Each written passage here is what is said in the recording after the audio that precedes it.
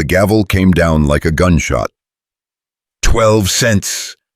The auctioneer's voice cracked with disbelief, staring at Colt Avery like he'd just signed his own death warrant. The crowd of Liberty Township went silent, the kind of quiet that comes before a hanging. 12 cents for a cabin nobody wanted on land, nobody claimed where the last owner disappeared, and left only blood on the floorboards. But what Colt found swaying from the gate beam wasn't just death. It was a woman still breathing with rope burns that told a story the whole territory was trying to bury.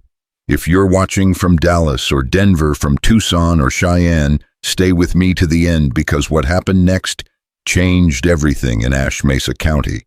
Drop a comment about your town below. I want to know how far this story travels.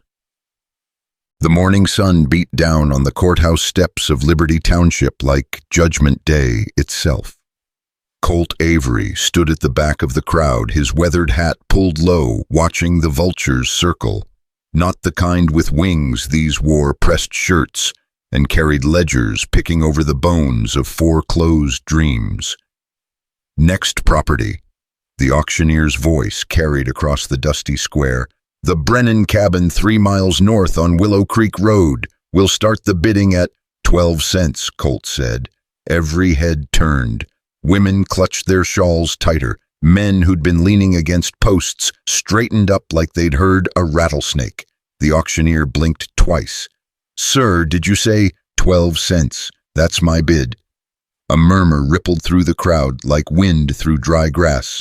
Old Martha Henley grabbed her daughter's arm. That's the cursed place, she whispered, but not quietly enough. Where Tom Brennan vanished. Where they found 13 cents, the auctioneer asked the crowd, almost pleading. His eyes swept the gathering. Nobody moved. Nobody breathed.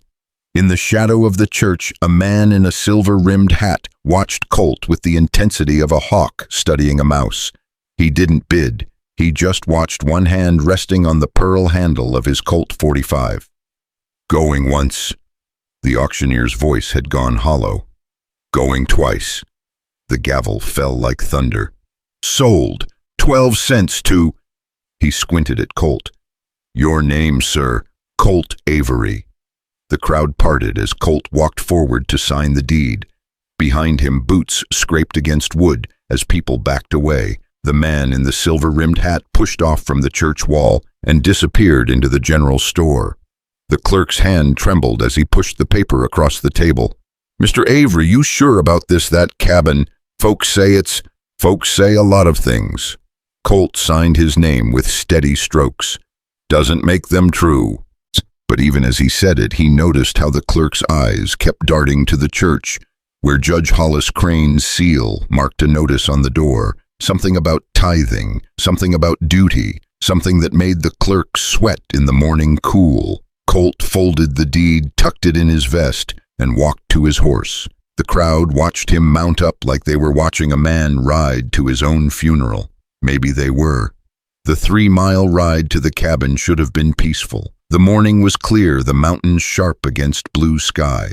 But Colt couldn't shake the feeling of being followed. Twice he stopped listening. Nothing but wind through juniper and the creak of his saddle leather. Still, the space between his shoulder blades itched, like someone had a rifle trained on him. The cabin came into view as he crested the last hill, and Colt pulled up short. His horse snorted, ears flat. There was something hanging from the gate. No, someone. The body swayed gently in the morning breeze, rope creaking against wood. Long black hair obscured the face. A patchy dress, torn and blood-stained. Colt's hand went to his rifle, eyes scanning the tree line. Empty, silent, but the dust around the gate was churned up fresh.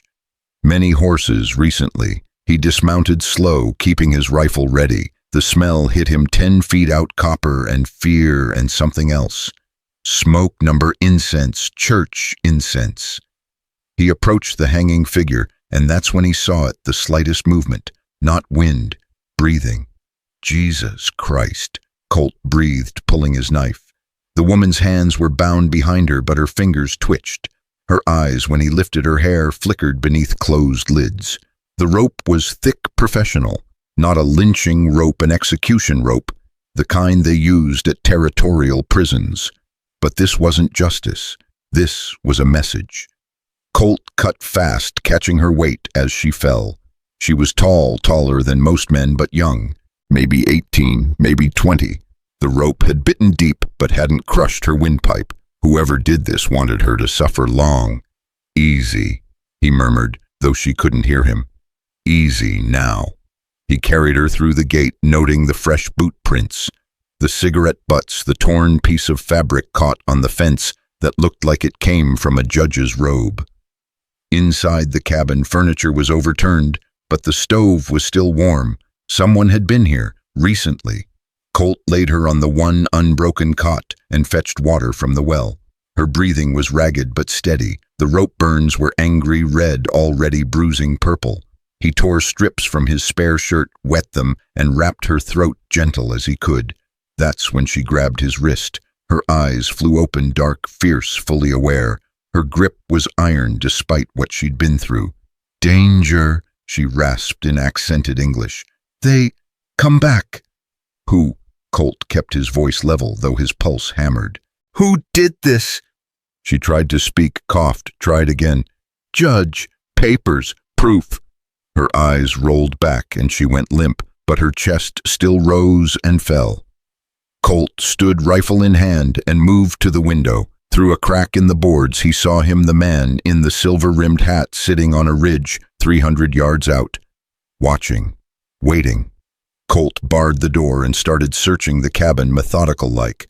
Whatever Tom Brennan had hidden here had gotten him killed, and this woman nearly the same. Under the overturned table, he found scratches in the floor, deliberate marks, arrow symbols, Apache warning signs. Night fell like a curtain. Colt had boarded the windows, better set up firing positions, loaded every weapon he could find. The woman Tala she'd whispered when she woke briefly slept fitfully on the cot. The fever had started her body fighting infection from the rope burns. Then came the sound of horses. Many horses. Colt moved to a gun port he'd carved in the boards. Torches bobbed in the darkness, at least a dozen men forming a semicircle around the cabin. The man in the silver-rimmed hat rode forward, stopping just outside rifle range. Colt Avery. The voice carried clear in the still night. "Name Silas Knox. I'm here to make you a generous offer." Colt didn't answer, just shifted his rifle barrel through the port so moonlight caught it. Message received. Knox continued unfazed. $500 in gold, cash money. All you have to do is walk away, tonight. Leave the Apache bitch and whatever else you found. "Afraid I can't do that," Colt called back. "Can't or won't, both." A pause. Then Knox laughed, a sound like gravel in a tin cup. "You don't know what you're stepping into, friend. This goes higher than you can imagine. Judge Crane, Governor Webb himself, they got interests here. Their interests can go to hell. They'll send you there first."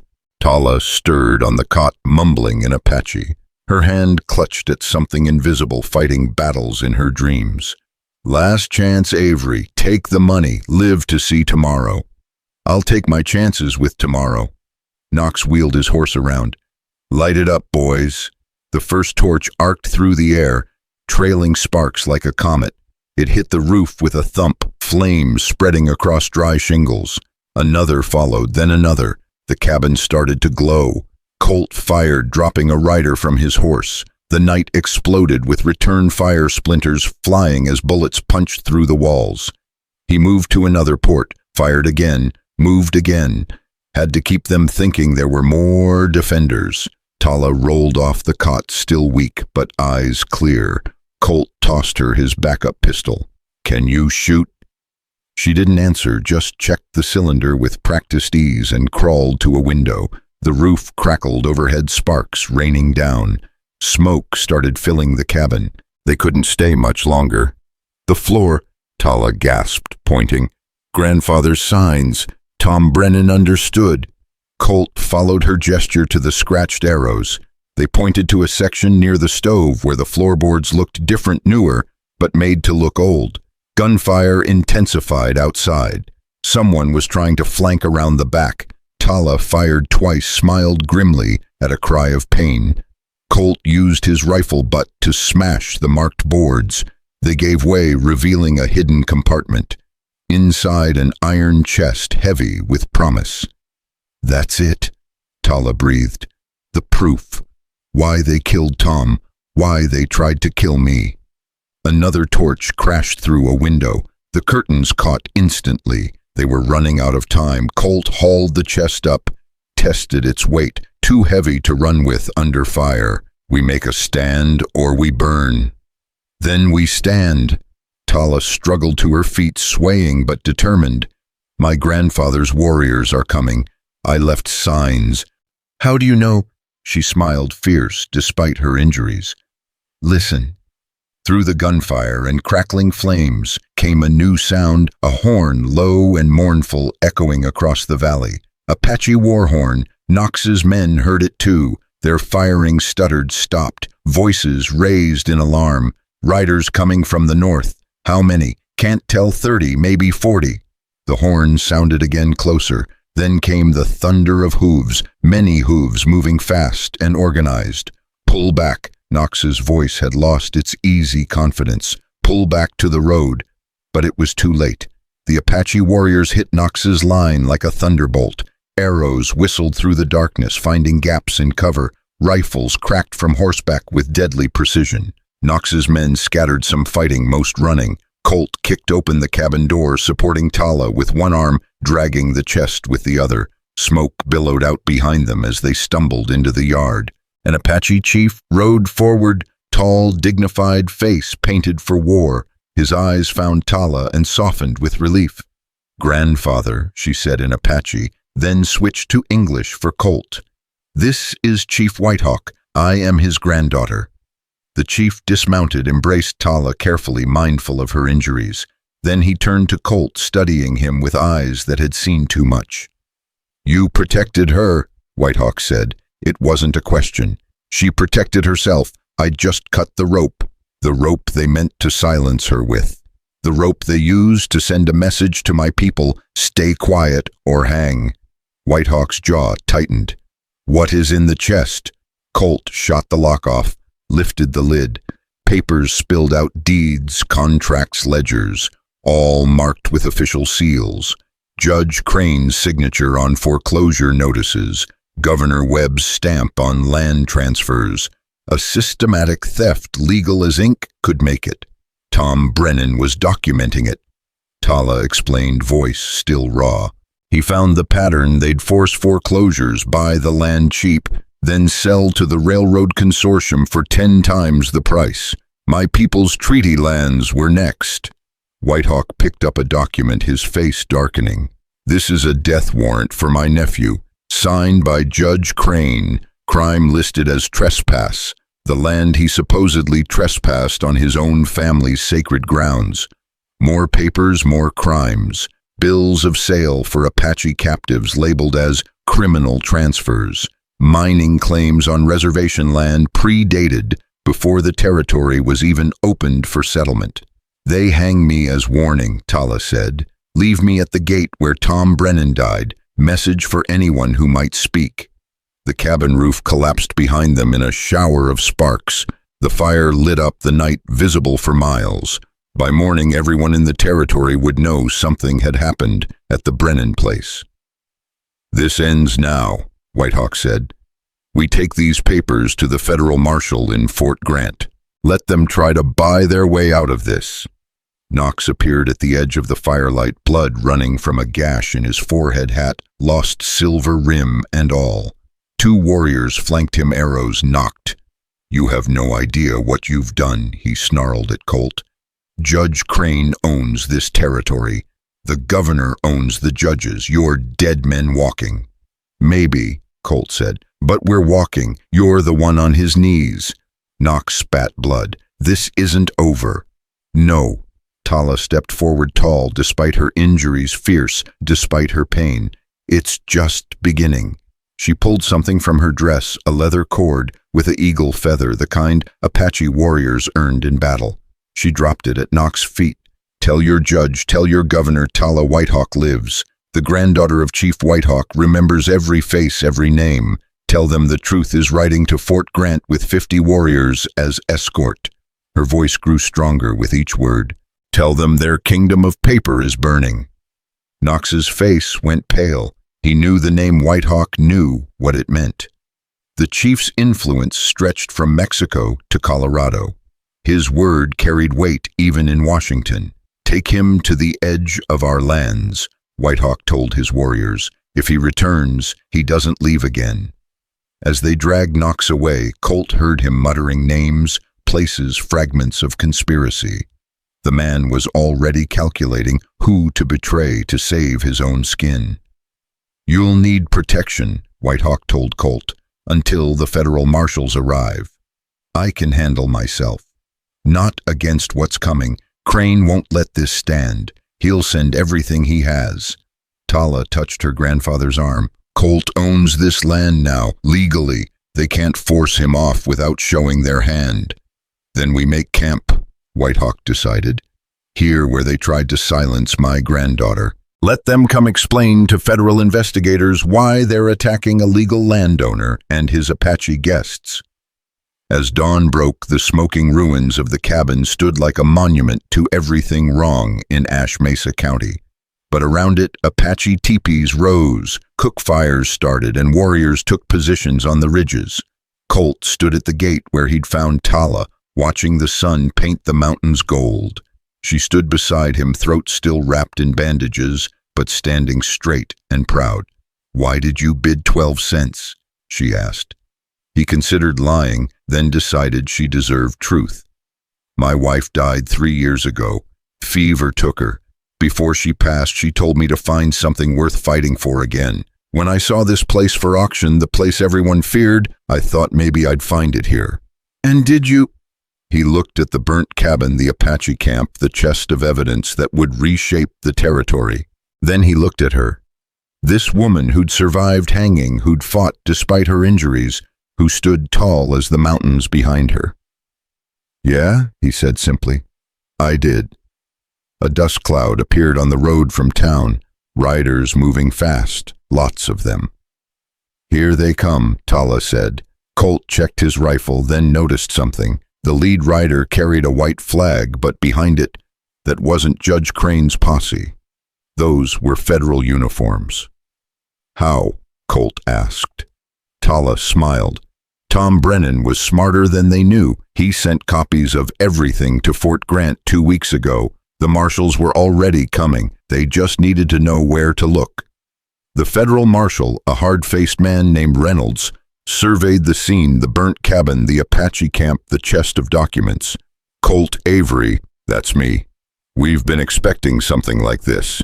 Tom Brennan's package was illuminating, but we needed proof of violence, of conspiracy and action." He looked at Tala's bandaged throat. "I'd say we have it now."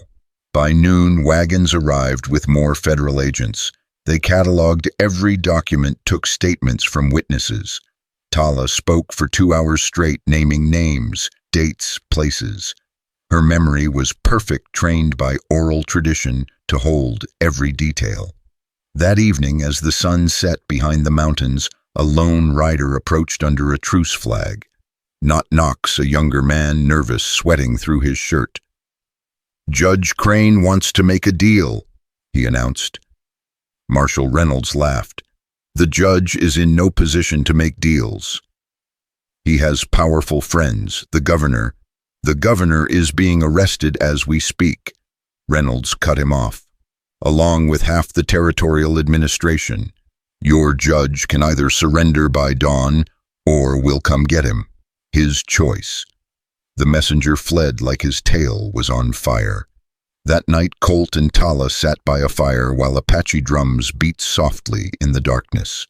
The stars were brilliant above Ash Mesa County, clearer somehow, like the smoke of corruption had been blocking them all along. "They'll try again," Tala said. "Men like that always do." "Let them. We have the truth now." "Truth doesn't always win." "No," Colt agreed. "But it doesn't have to fight alone anymore." Chief Whitehawk approached carrying something wrapped in deerskin. He handed it to Colt with ceremony. "What is this?" "Open it." Inside was a tomahawk, old but perfectly maintained. Symbols were carved in the handle, Apache signs for justice, protection, and alliance. "You are family now," Whitehawk said simply. "Anyone who stands between rope and neck, between truth and burial, is family." By midnight, lights blazed in Liberty Township. Federal marshals surrounded the courthouse, the judge's mansion, the governor's territorial office. Some men ran, some surrendered, some, like Knox, tried to cut deals, spilling names faster than a spring flood. But at the gate of the 12-cent cabin, where a woman had hung and lived, where truth had been buried and dug up, where an empire of paper had started to burn there in the shadow of mountains, older than any government, Colt Avery and Tala Whitehawk kept watch. The rope still dangled from the gate beam, cut short, swaying in the night breeze. Tomorrow they'd take it down, replace the beam, start rebuilding, but tonight it served as reminder and warning both. "We should name this place," Tala said. "What would you call it?" She thought for a moment, then smiled, the first real smile he'd seen from her. "Freedom's Gate, because anyone who passes through leaves their chains behind." Colt nodded. It was a good name, a name worth defending. In the distance a wolf howled, not mournful, but triumphant, calling its pack home. The Apache warriors answered with their own calls, and for a moment the night was full of wild music, the sound of things that couldn't be hung, couldn't be silenced, couldn't be bought. The federal marshal had said there'd be trials, investigations, a complete cleaning of the territorial government. It would take months, maybe years, but it had started here at a cabin nobody wanted, bought for 12 cents by a man with nothing left to lose, where he'd found a woman too strong to die and a truth too big to bury. As dawn approached, painting the eastern sky purple and gold, more riders appeared on the road. Not soldiers or lawmen, regular folks from Liberty Township, the baker, the blacksmith, the schoolmarm, people who'd lived under Judge Crane's thumb for years. They came carrying things, lumber, nails, food, tools for rebuilding. "Heard you might need help," the baker said, not quite meeting Colt's eyes. "Heard things are changing." "Heard you stood up," the blacksmith added. "About time someone did." By full daylight, the 12-cent cabin had become something else, a symbol, a gathering place, a line in the sand. Where rope had meant silencing, now voices rose. Where fire had meant destruction, now hands joined to build. Tala stood tall in the doorway of a half-built room, her grandmother's earrings catching the light, her grandfather's strength in her spine, her own fierce will in her eyes. The rope burns would scar, but scars were just stories written on skin, and she had many stories yet to tell. Judge Crane was arrested trying to flee to Mexico, caught with saddlebags full of gold and documents he'd meant to burn. Knox turned witness for the territory, singing every secret he knew. Governor Webb was found in his office, drunk and defiant, still believing his connections would save him. They didn't. The trials would be held in Fort Grant with federal judges brought from Washington. The whole territory would watch as the truth came out, document by document, witness by witness. The Apache would have their day in court, not as defendants, but as accusers, their testimony given equal weight to any white man's. But that was all to come. Now, in this moment, as the sun climbed high over Ash Mesa County, Colt Avery stood at Freedom's Gate beside Tala Whitehawk, watching their neighbors and her people work side by side, building something new, where corruption had tried to plant its flag. The 12-cent auction had been meant as a joke, a way to offload worthless property. Instead, it had bought a revolution. Not with bullets, though those had played their part, but with truth, courage, and the simple act of cutting a rope before it finished its work. "Your wife," Tala said suddenly. "She would be proud." Colt nodded, unable to speak past the knot in his throat. Somewhere, somehow, he felt she was watching. And yes, she would be proud. He'd found something worth fighting for. More than that, he'd found people worth fighting beside. The morning sun blazed full now, burning away shadows, revealing everything hidden in darkness. In Liberty Township, church bells rang, not for service, but in celebration. The sound carried across the valley to Freedom's Gate, where an Apache drum answered in rhythm, two cultures finding harmony in shared victory. There would be more fights ahead.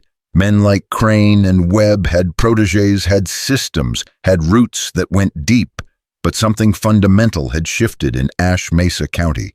The people had seen that giants could fall, that papers could burn, that rope could be cut, and at the gate where it all began, the beam that had held a noose would soon hold a sign, hand-carved by Apache artists and township craftsmen working together, Freedom's Gate, where truth lives and chains break.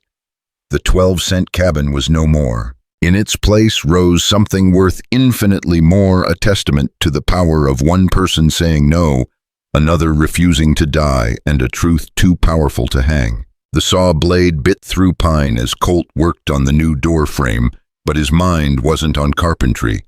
3 days had passed since the federal marshals took Judge Crane away in irons, and the quiet felt wrong. Men like Crane didn't go down without burning everything behind them. "You're cutting crooked," Tala observed from where she sat cleaning her rifle. The rope burns on her throat had darkened to purple-black, but her voice grew stronger each day. Before Colt could respond, hoofbeats thundered up the road. Not one rider, many.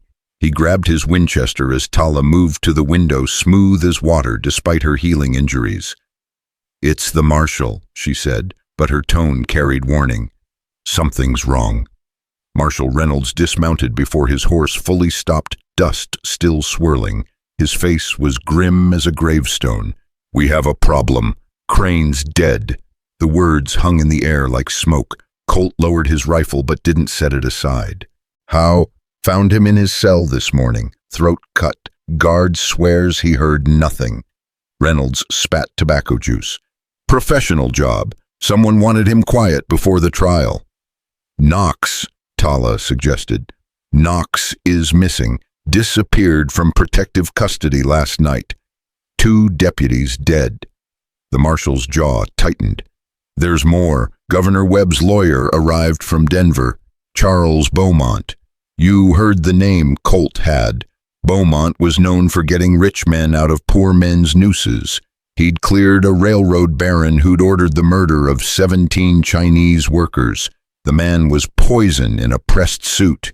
He's filing injunctions," Reynolds continued. "Fund claims the evidence was obtained illegally, says you had no right to that chest since you bought the property under false pretenses."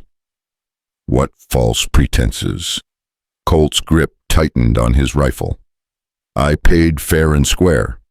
"He's arguing you knew about the hidden compartment before bidding. Says Tom Brennan told you, making you part of a conspiracy to defraud the territory." Tala stood slowly, every movement deliberate.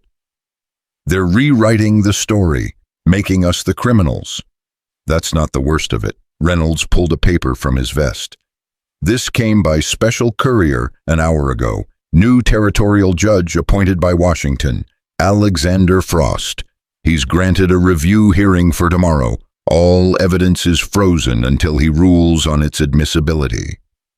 The temperature seemed to drop 10 degrees despite the noon sun. Colt had heard of Frost, the hanging judge from Kansas, who'd cleared an entire town council of murder charges after they'd lynched a family of freedmen. The kind of judge who saw law as a tool for order and order as whatever kept the powerful in power. "He's already here," Tala asked. "Arrived this morning on the railroad executive coach. Brought a complement of territorial militia, 50 men, all veterans, all loyal to whoever pays them."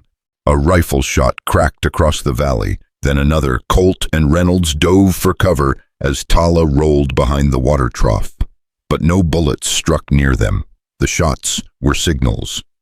"There," Tala pointed to the ridge. Riders appeared, not Apache, not federal marshals. These men wore matching dusters and carried repeating rifles. They spread out along the high ground, methodical as ants. taking positions that covered every approach to Freedom's Gate. Territorial militia, Reynolds confirmed grimly. They're not attacking, just establishing security for tomorrow's hearing. They're counting our defenses, Tala corrected, watching who comes and goes, learning our patterns. As if to confirm her words, one of the militiamen raised field glasses, scanning the rebuilt cabin systematically. When the lenses found Tala, they lingered. She didn't flinch, just stared back until the man lowered his glasses and turned away. "Where are my grandfather's warriors?" she asked. "Judge Frost ordered them back to reservation land. Any Apache found armed off-reservation will be arrested for insurrection." Reynolds' disgust was plain. "He's isolating you." Colt felt the trap closing but kept his voice level. "What about the federal investigation?" "Suspended pending Frost's review. If he rules the evidence inadmissible, there's no case. Webb walks free. The whole system stays intact." A dust devil swirled through the yard, carrying the smell of rain that would never fall. In the distance, a buzzard circled something dead or dying. "There's something else," Reynolds said quietly. "My authority here is being challenged. Frost claims territorial law supersedes federal jurisdiction in matters of property dispute. I've wired Washington for clarification, but that takes time, and they only need tomorrow." Colt finished the thought. "They're not trying to win legally. They're buying time to win permanently." "You could run," Reynolds suggested without conviction. "Take the girl head for Mexico. You'd make it." "No," Tala's voice cut sharp as obsidian.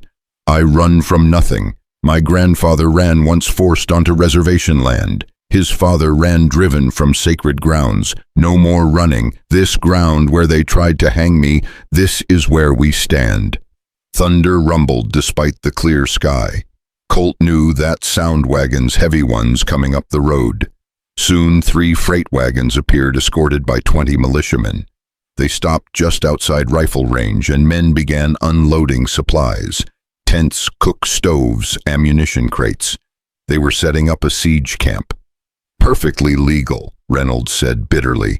"They're on public land, maintaining order for tomorrow's official hearing." But Colt saw what they were really doing. Every tent positioned to block escape routes.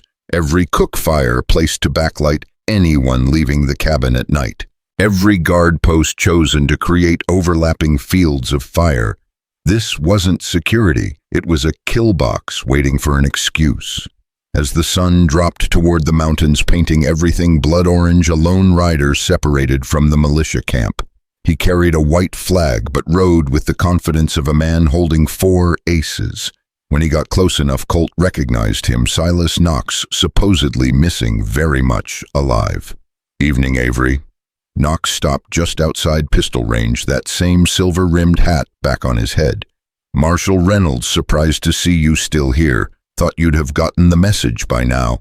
"The only message I've gotten is that you murdered 2 of my deputies," Reynolds growled. Knox smiled like a snake. "Terrible tragedy. Those Apache renegades, you know, so violent. Good thing Judge Frost is here to restore order." "What do you want?"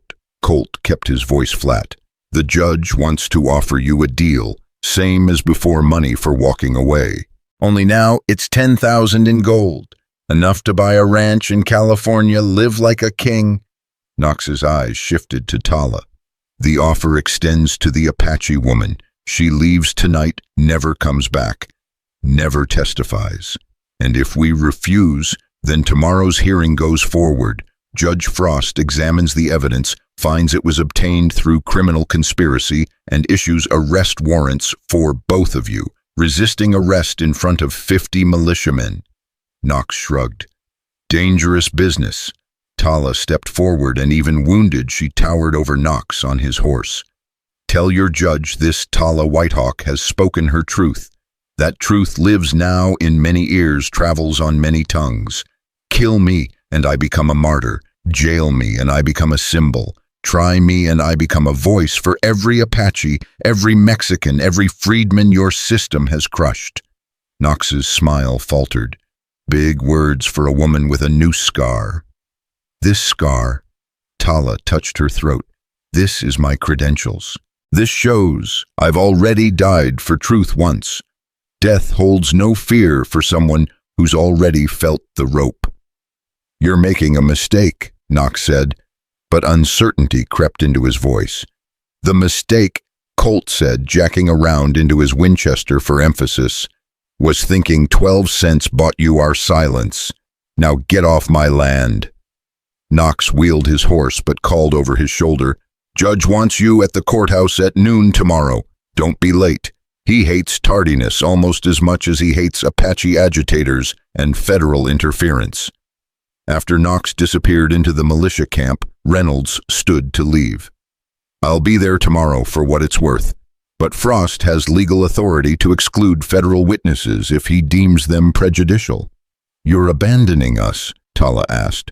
No, I'm going to town to wire every newspaper from here to Washington. If Frost wants to pervert justice, he'll do it with the whole country watching. Reynolds mounted his horse. Keep your weapons close tonight. They might not wait for tomorrow's ruling. As darkness fell, Colt and Tala prepared for siege. They barricaded windows, loaded weapons, set up fields of fire, but the attack Colt expected didn't come. Instead, something worse, psychological warfare. First came the drums. Not Apache drums, these were military steady as a heartbeat, designed to prevent sleep. Then the lights. The militia had brought oil lanterns, dozens of them, creating a ring of fire around Freedom's Gate. Anyone trying to leave would be silhouetted perfect targets. They want us tired tomorrow, Tala said, checking her ammunition for the third time. Exhausted people make mistakes, say the wrong things. But there was more to it. Every hour on the hour, a rider would circle the cabin shouting messages. Midnight, all's well, the Apache woman still breathes. 1 o'clock, all's well, tomorrow she swings legal. 2 o'clock, all's well, dead men tell no tales. Colt tried to ignore it, but each shout was a reminder they were trapped, outnumbered, and running out of options. Around 3 in the morning, Tala touched his shoulder. Listen! Through the drums and taunts came another sound, horses moving quiet as shadows beyond the light ring. Apache horses by the way they moved, but they couldn't approach without being seen, couldn't help without triggering a massacre. My grandfather's out there, Tala whispered, watching, waiting. For what? For them to make a mistake. These men think they're hunters. They don't realize they're also prey. As dawn approached, painting the eastern mountains purple, a wagon rolled up to the cabin. On it sat a freshly built gallows. The militia unloaded it piece by piece, assembling it just outside the gate where Tala had hung before. The message was clear: legal or not, someone would swing today. Knox supervised the construction, making sure every board was visible from the cabin. When the sun struck the crossbeam, he had a man test the trapdoor. The crash echoed across the valley like thunder. Psychological warfare, Tala said, but her voice had gone flat. Even she had limits. At 10 o'clock, more riders arrived, townsfolk from Liberty drawn by morbid curiosity or genuine concern. They gathered at a safe distance, watching. Some faces showed sympathy, others anticipation. A hanging was still entertainment in Ash Mesa County. We should go, Colt said. Meet this head on. No, we make them come get us. Every step they take toward aggression shows their true face. At 11:30, Marshal Reynolds appeared with 2 federal deputies. His face was grim. Judge Frost sends his compliments and requires your presence. Requires, Colt asked. His word, you can come voluntarily or he'll send the militia to collect you. Tala stood tall despite her injuries, proud despite the gallows shadow. We'll come, but armed. If he wants our weapons, he'll have to take them in front of all these witnesses. The walk to town felt like a funeral procession. Militia lined both sides of the road, rifles ready. Townspeople followed at a distance, whispering. The morning sun beat down merciless, making everyone squint and sweat. The courthouse steps were packed. Judge Frost had turned the hearing into a public spectacle. He sat behind a table, brought outside papers spread before him, wearing robes despite the heat. His face was carved from winter-sharp cold, without mercy. "Mr. Avery, Miss—" He paused. "Whitehawk, is it? How convenient that you've taken an American name." "My name is Apache," Tala replied clearly. "Tala means wolf. Whitehawk is my grandfather, chief of the Mesa Verde band. I need no American name to speak American truth." Frost's eyes narrowed. "You'll speak when questioned, woman, not before." The crowd murmured. Some Apache had gathered at the edges, held back by militia, but watching everything. Colt saw the trap Frost would provoke them, create an incident, justify a crackdown. "Let's begin," Frost said. "Mr. Avery, you purchased the Brennan property for 12 cents. Did you know about the hidden compartment before bidding? No. Yet you found it remarkably quickly after taking possession. The Apache woman, Miss Whitehawk, told me where to look, after I cut her down from where someone had hung her. Allegedly hung her. I see no proof of this, hanging beyond her word, and some rope marks that could have been self-inflicted." Tala started forward, but Colt caught her arm. This was bait. Frost continued. "The chest you claim to have found, where is it now?" "Federal custody," Reynolds interjected. "Evidence in an ongoing investigation. An investigation I've suspended pending this review." Frost's voice could have frozen hell. "That chest and its contents are stolen property taken from the rightful territorial government. Those documents prove systematic fraud," Colt said. "Land theft, murder, conspiracy. Those documents, if they exist as you claim, were obtained illegally. Fruit of a poisoned tree, as the law says. Inadmissible." Knox stepped forward from where he'd been waiting, holding a leather portfolio. "Your Honor, I have here affidavits from 20 prominent citizens stating that Colt Avery conspired with Apache agitators to fabricate evidence against Judge Crane and Governor Webb." "Lies." Tala's voice rang out. "You tried to burn us alive. You offered bribes. You—" "Silence." Frost slammed his gavel on the table. "One more outburst and you'll be gagged."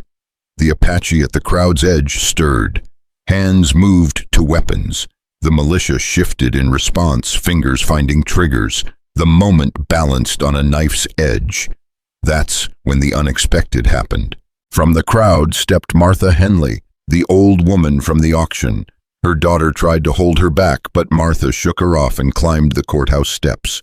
"Your Honor," she said, voice trembling but determined, "I need to speak.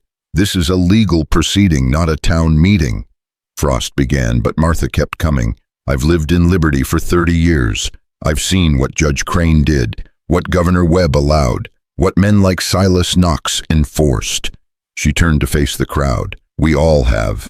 We've seen families destroyed, lands, stolen people disappear. We stayed quiet from fear. But this girl," she pointed at Tala, "she didn't stay quiet. They hung her for it. And this man," she pointed at Colt, "he cut her down when anyone else would have walked away. That's not conspiracy. That's courage."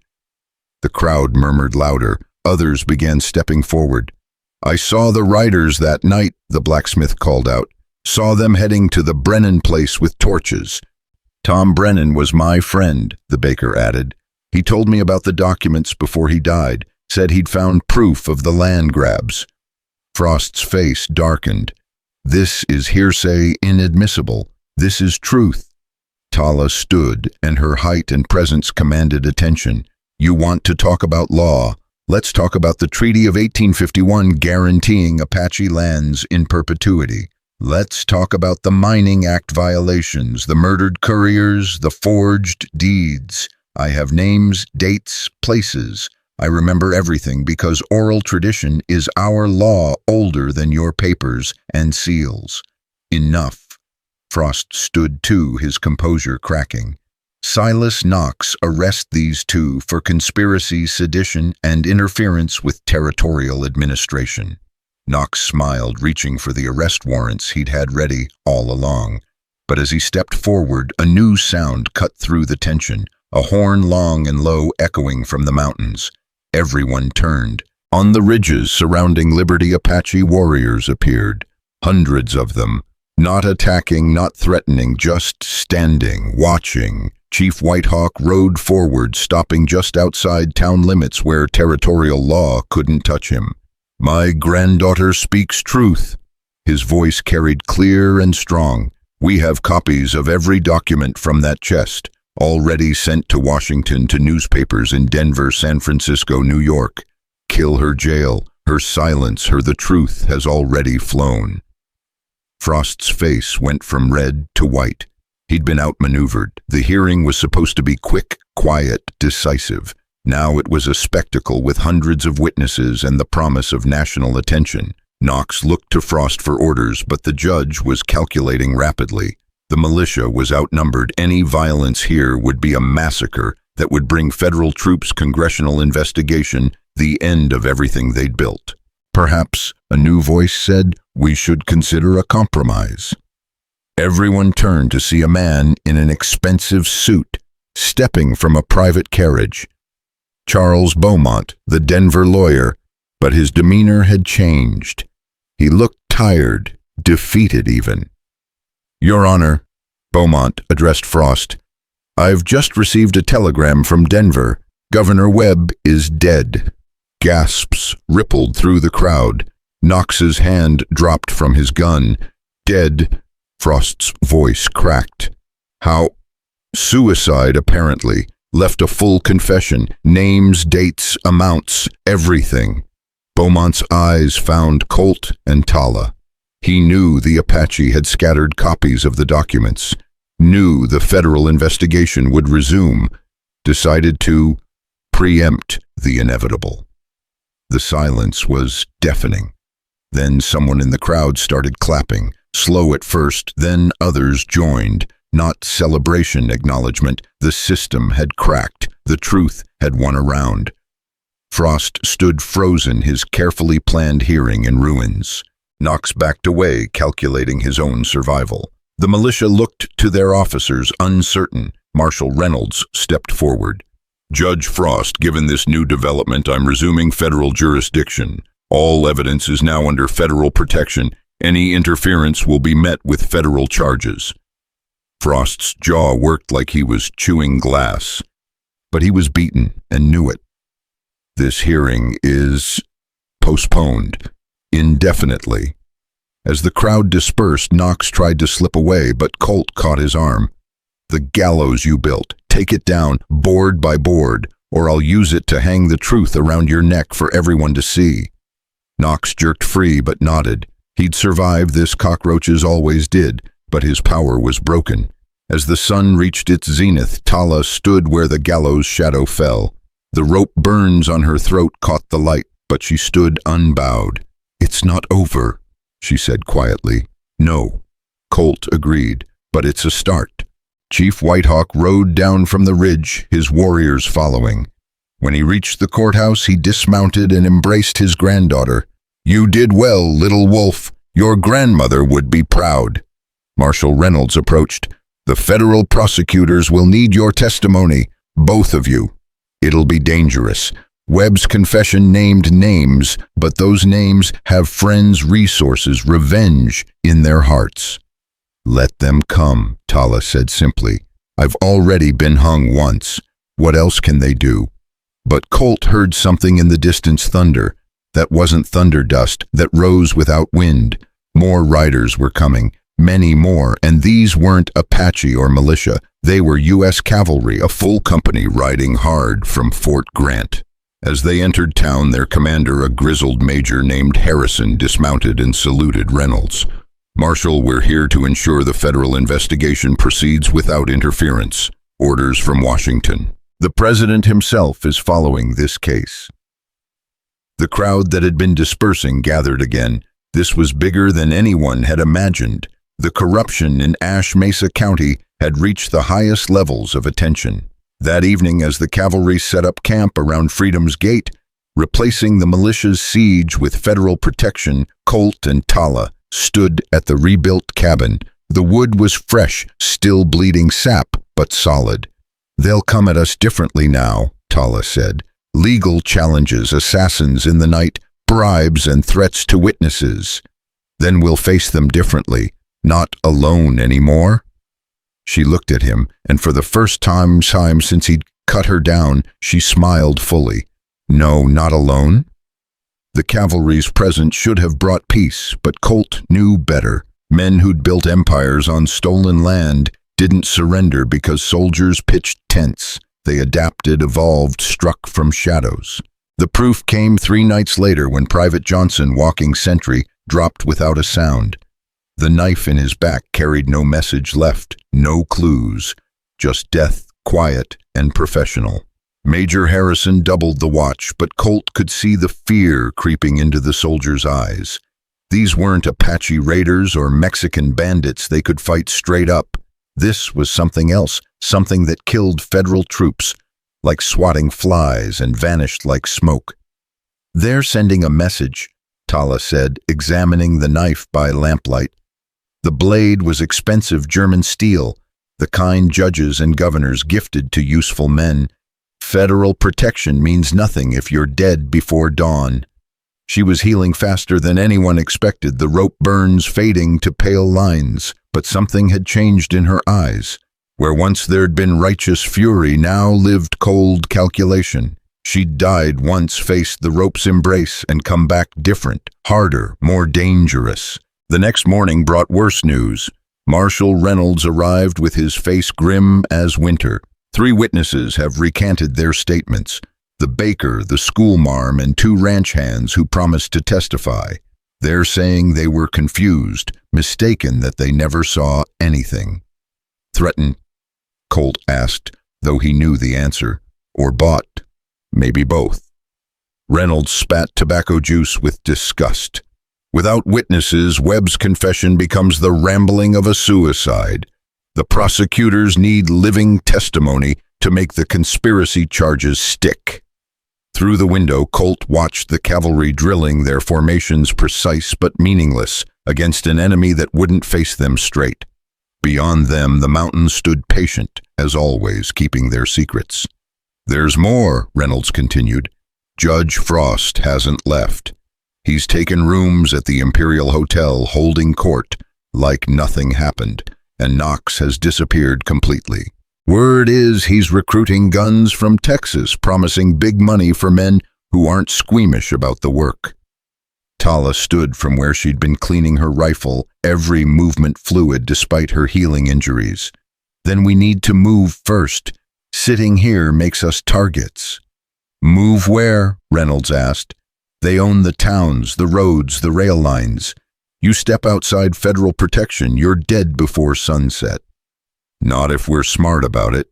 Tala's fingers traced the pale scar on her throat, a gesture Colt had noticed she did when thinking hard. "My grandfather knows every trail, every waterhole, every hidden canyon from here to Mexico. We could—" The window exploded in a shower of glass. Tala hit the floor as another bullet punched through the wall where her head had been. Colt rolled behind the iron stove, Winchester already in hand, scanning for the shooter. "Ridgeline north side," Reynolds shouted, pointing to a puff of smoke maybe 600 yards out. "Son of a bitch has a Sharps rifle." More shots cracked across the distance. The cavalry scrambled for cover, returning fire, but their Springfields couldn't match the Sharps' range. The shooter was patient, methodical, putting rounds through walls, keeping everyone pinned. Tala belly crawled to her saddlebags, pulled out something wrapped in deerskin. When she unwrapped it, Colt saw an old but well-maintained Springfield with a ladder sight and custom barrel work. Apache modifications, the kind they used for hunting elk at extreme range. "Cover me," she said, then rolled out the back door before anyone could protest. The shooter fired again, the heavy bullet blowing a head-sized hole in the doorframe. Whoever was up there was good professional. They were tracking movement through the walls by sound, by shadow, by instinct. Colt watched Tala moving through the sage, using every dip and rise in the ground, invisible unless you knew where to look. She was circling wide, getting an angle the shooter wouldn't expect. But it would take time, and time meant more bullets, more chances for death. Major Harrison burst through the door, blood streaming from a scalp wound. "Lost another man. Corporal Davies, gut shot.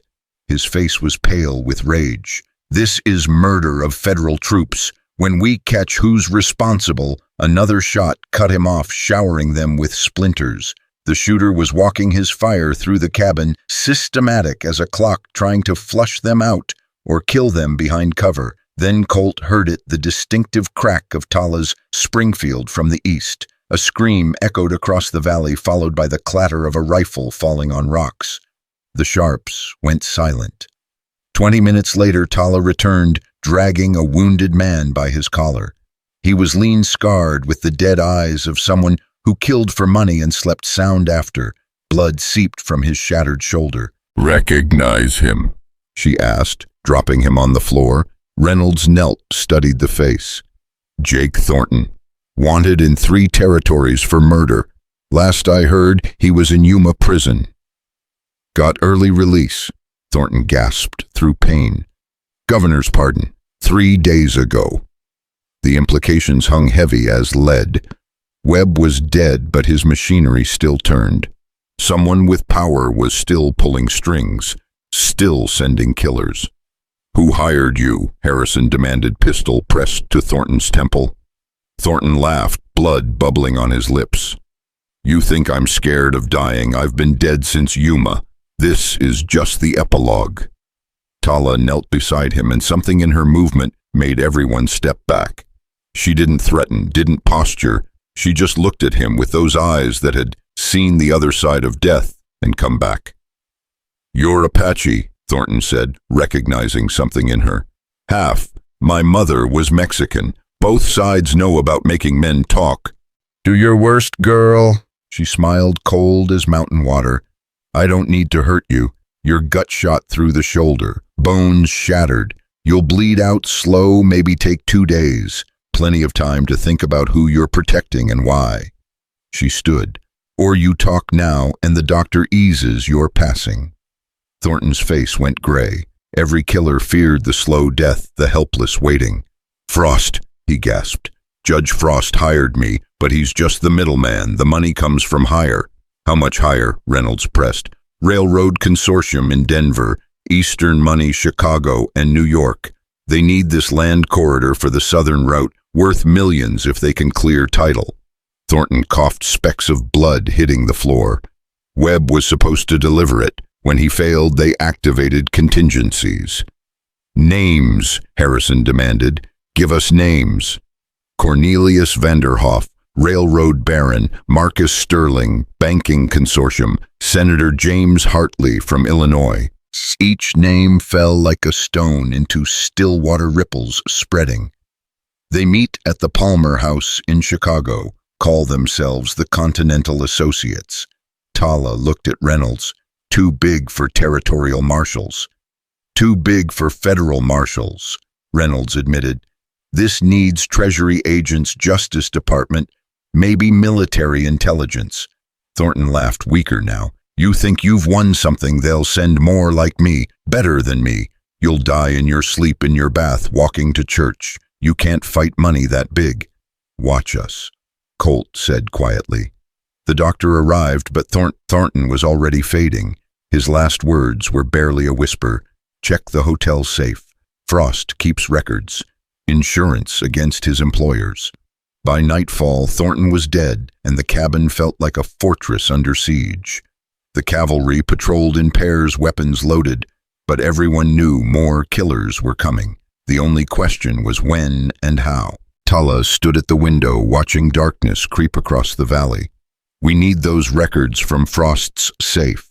"That's suicide," Reynolds said. "The Imperial Hotel is his ground. He'll have guards, probably more hired guns." "Then we make him come to us."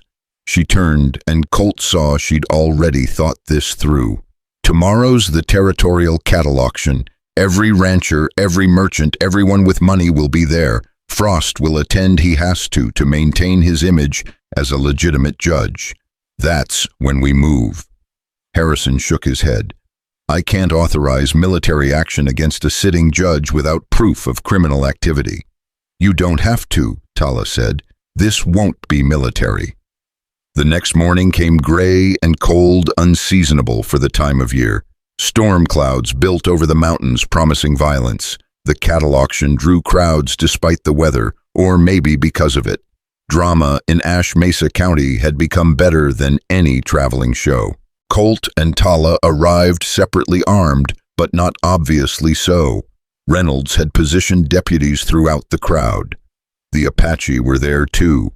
Chief Whitehawk's warriors mixed among the Mexican vaqueros and American cowboys, everyone pretending not to notice the tension thick as molasses. Judge Frost held court near the auctioneer's platform, surrounded by well-dressed men who laughed too loud at his jokes. Knox was nowhere to be seen, but Colt spotted at least 6 men who had the look of hired guns, careful eyes, loose coats despite the heat, hands that never strayed far from hidden weapons. The auction started normal enough. Cattle moved through prices called money changed hands. Then Tala stepped forward during a break in the action. "I want to sell something," she announced, voice carrying across the yard. The auctioneer, a nervous man named Pritchard, stammered, "This is a cattle auction, miss. We don't—" "I'm selling land. Apache land. Sacred grounds in the Mesa Verde Valley. Starting bid $1,000. The crowd went silent as a graveyard.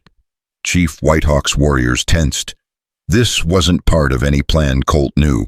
Frost stood, his face purple with rage or opportunity, Colt couldn't tell which. "You can't sell tribal land. You have no authority." "I have this." Tala produced a document from her coat. "Treaty of 1851, signed by my great-grandfather. It grants him personal ownership of those lands separate from tribal holdings. As his descendant, I inherit the right to dispose of them." It was bait, and Frost took it like a starving fish. "I'll bid 5,000. 10,000, called a voice from the crowd. Everyone turned to see Knox emerging from behind a wagon, very much not disappeared. "For my employers in Denver." 15, Frost countered. As the bidding escalated, Colt understood Tala's game. She was making them reveal themselves, show their connections, their desperation for the land. Every bid was an admission of conspiracy. 50,000, Knox finally declared. "Cash gold delivered today." "Sold," Tala said before Frost could counter.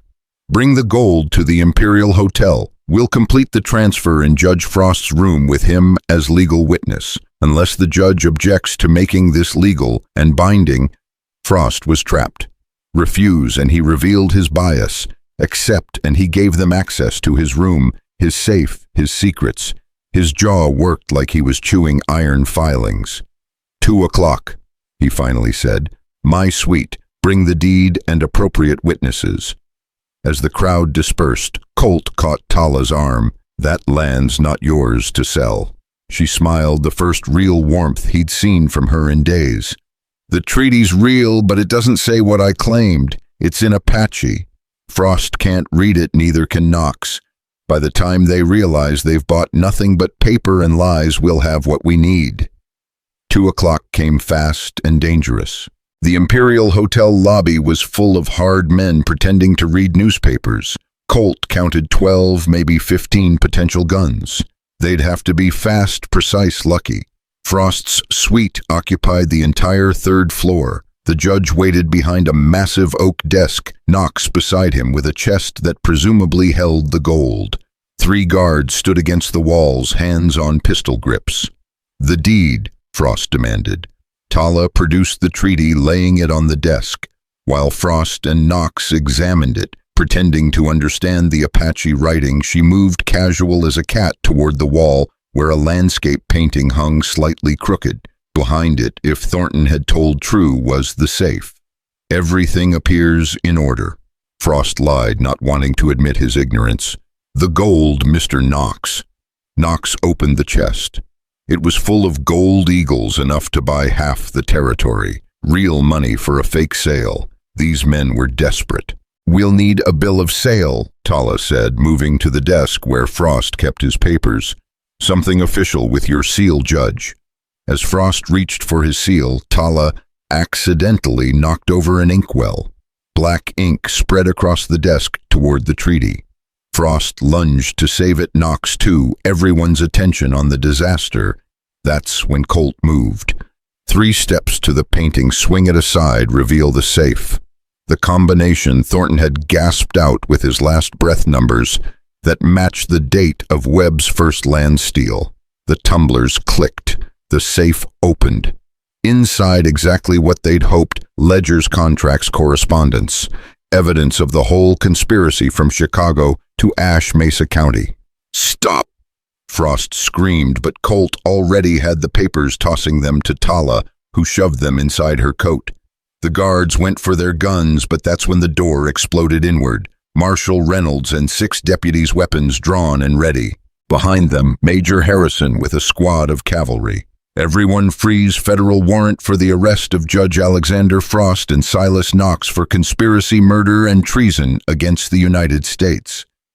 Knox made the mistake of drawing. Reynolds shot him twice center mass, dropping him before his pistol cleared leather. The guards, smarter or more cowardly, raised their hands. Frost stood slowly, dignity crumbling like old parchment. "You have no authority. I'm a federal judge appointed by men who are themselves under arrest in Chicago," Harrison interrupted. "We received word by telegraph an hour ago. The Continental Associates have been disbanded, assets, frozen, leaders detained. Your protection is gone, Judge." Tala spread the papers from the safe on the blood and ink-stained desk. Names, dates, amounts. Murder orders signed with judicial seals. Land transfers that traced directly to Senator Hartley's accounts. The whole corrupt machine laid bare in black and white.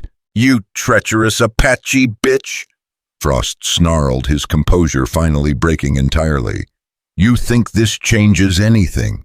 You're still just an Indian. Your testimony won't—" Tala's fist connected with his jaw, dropping him cold.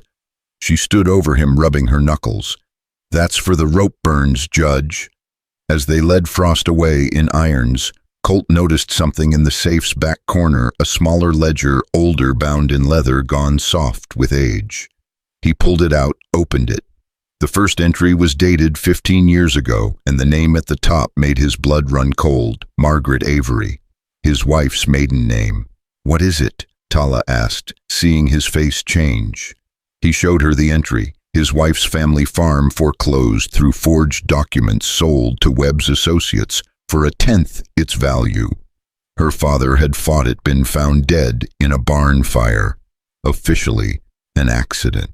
According to this ledger, murder for hire, $50 paid to a young gunman named Silas Knox.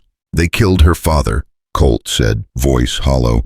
"Started the chain that led to her family's ruin, to her ending up in that frontier town where we met, where she died of fever because there was no doctor, no medicine, no money for either."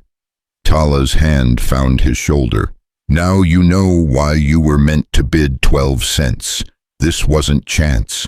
This was destiny calling you to balance the scales." Outside, thunder rumbled for real this time. The storm that had been building all day finally broke rain, hammering the hotel windows like bullets. In the street below, people gathered despite the weather, watching Frost and his surviving guards loaded into a prison wagon. Chief Whitehawk appeared in the doorway, war paint running in the rain, but dignity intact. "Granddaughter, the sacred land was never for sale, grandfather. Just the lie of it to catch bigger lies." He smiled, pride evident despite Apache reserve. "You've learned well. The rope did not break your spirit. It forged it stronger." Knox groaned from where he lay dying, Reynolds's bullets having done their work, slow but sure. "Won't matter. Others will come. The railroad needs this route." "Let them come," Colt said, standing over him. "We'll be ready. And now we have their names, their methods, their secrets. The war's not over, but you've lost this battle." Knox tried to speak again, but only blood came out. He died looking at the ceiling, perhaps seeing the gallows he'd built for others finally claiming him. That evening, as federal investigators cataloged the evidence from Frost's safe, Tala and Colt stood at Freedom's Gate. The storm had passed, leaving the air clean and sharp. The mountains stood clear against a sunset that painted everything gold and crimson. "What now?" Tala asked. "Now we rebuild. Not just the cabin, the whole territory. Clean out the corruption, make it safe for honest folks, Apache and Mexican and American alike. That's a big job for two people." "Good thing we're not alone." He was right. Riders approached from town. Reynolds, Harrison, some cavalry, but also townspeople. The baker, the blacksmith, others who'd been too scared to speak before. They carried lumber tools, supplies. The fear that had gripped Ash Mesa County for years was breaking like fever. Martha Henley, the old woman who'd first stood up at Frost's hearing, brought a apple pie still warm from the oven. "Figure you folks could use a proper meal after all this excitement." As night fell, the rebuilding continued by lamplight. Apache warriors worked alongside cavalry soldiers, Mexican vaqueros beside American ranchers. The cabin that had been burnt, rebuilt, and shot to splinters rose again stronger for every breaking, but Colt kept watching the darkness beyond the lamps. Knox was dead. Frost arrested the Chicago conspiracy exposed. Yet something in the wind, something in the watching mountains said this wasn't over. Evil that deep, that rich, that connected didn't die easy. Tala felt it too. They'll come again. Different faces, same greed. Then we'll stop them again. Different day, same courage. She touched the rope burns on her throat, almost healed, but never forgotten. That gallows Knox built. We should keep it. Why, as a reminder, let it stand at freedom's gate, but change its purpose. No more hanging, instead we'll hang a bell. Let it ring for truth, for justice, for every person who passes through seeking freedom from tyranny. It was a good thought, turning an instrument of death into a call for life. Very Apache Colt thought, very Tala. As midnight approached, a rider came hard from the south, horse lathered with sweat. He wore federal badges, but looked scared as a rabbit in a wolf den. "Marshal Reynolds," he called. "Urgent telegram from Fort Grant." Reynolds took the paper, read it by lamplight, his face going pale. "Christ almighty." "What?" Harrison demanded. "Prison break in Yuma. 18 men escaped 3 days ago. All of them had connections to Webb and Frost. They're headed this way, and they've sworn blood vengeance on everyone involved in bringing down the conspiracy." The rebuilding stopped. Everyone reached for weapons that were never far away. Tala laughed, surprising everyone. It wasn't fear or hysteria. It was genuine amusement. "Good, let them come. I'm tired of waiting for the next attack. Better to face them all at once than spend years looking over our shoulders." Chief Whitehawk nodded approvingly. "The wolf does not fear the pack. She becomes death to all who threaten her territory." Colt checked his Winchester, then looked at the people gathered at Freedom's Gate. Federal soldiers, Apache warriors, Mexican farmers, American townspeople. A month ago, they'd been separated by fear and prejudice. Now they stood together, united by truth and forged by fire. "Then we make our stand," he said, "here where it all began. Let them come with their hate and their guns. They'll find something stronger, people who've tasted freedom and won't give it back." Thunder rumbled again, but not from the sky. From the south, where dust rose in the darkness. Many riders coming fast, coming hard, coming for blood. The bell from the converted gallows rang once clear and strong. A warning, a summons, a declaration. Freedom's Gate would stand or fall, but it would not surrender. Tala took position at the window where she'd first spotted the sharpshooter. Her grandfather's modified Springfield rested easy in her hands. Beside her, Colt checked his ammunition, remembering his dead wife, her father, all the violence that had led to this moment. 50-50 odds, she asked. "Worse than that. But we've faced worse odds before. When, the day I bid 12 cents on a cursed cabin and found an Apache woman hanging from the gate." She smiled, fierce and free. "Best 12 cents ever spent." The riders were close now, their torches visible through the trees. The siege of Freedom's Gate was about to begin again. But this time, the defenders weren't alone, weren't afraid, weren't fighting just for themselves, but for the future of Ash Mesa County. The bell rang again and again, calling every ally to arms. The answer came from unexpected places: Apache drums from the ridges, cavalry bugles from the town church, bells from Liberty. The whole territory was awakening, choosing sides in what would be the final battle for its soul. The first riders hit the outer perimeter just after midnight, not charging but probing, testing the defenses like wolves circling a buffalo. Colt counted muzzle flashes in the darkness, 20, maybe 30 guns, more than the 18 escaped prisoners. They'd gathered reinforcements, men with nothing to lose and everything to gain from chaos. "Hold fire," Marshal Reynolds commanded, his voice carrying across the defensive positions. "Let them waste ammunition on shadows." But Tala had already spotted something through her rifle scope that made her blood run cold. Among the attackers, she recognized faces that shouldn't be there: territorial militiamen who were supposed to be in custody, guards from the prison itself. "It wasn't a breakout," she said quietly to Colt. "It was a release. Someone opened those doors." Before Colt could respond, a voice boomed from the darkness, amplified by a speaking trumpet. "Colt Avery, Apache woman, we've come for justice." The speaker rode forward just enough for the torchlight to catch his features.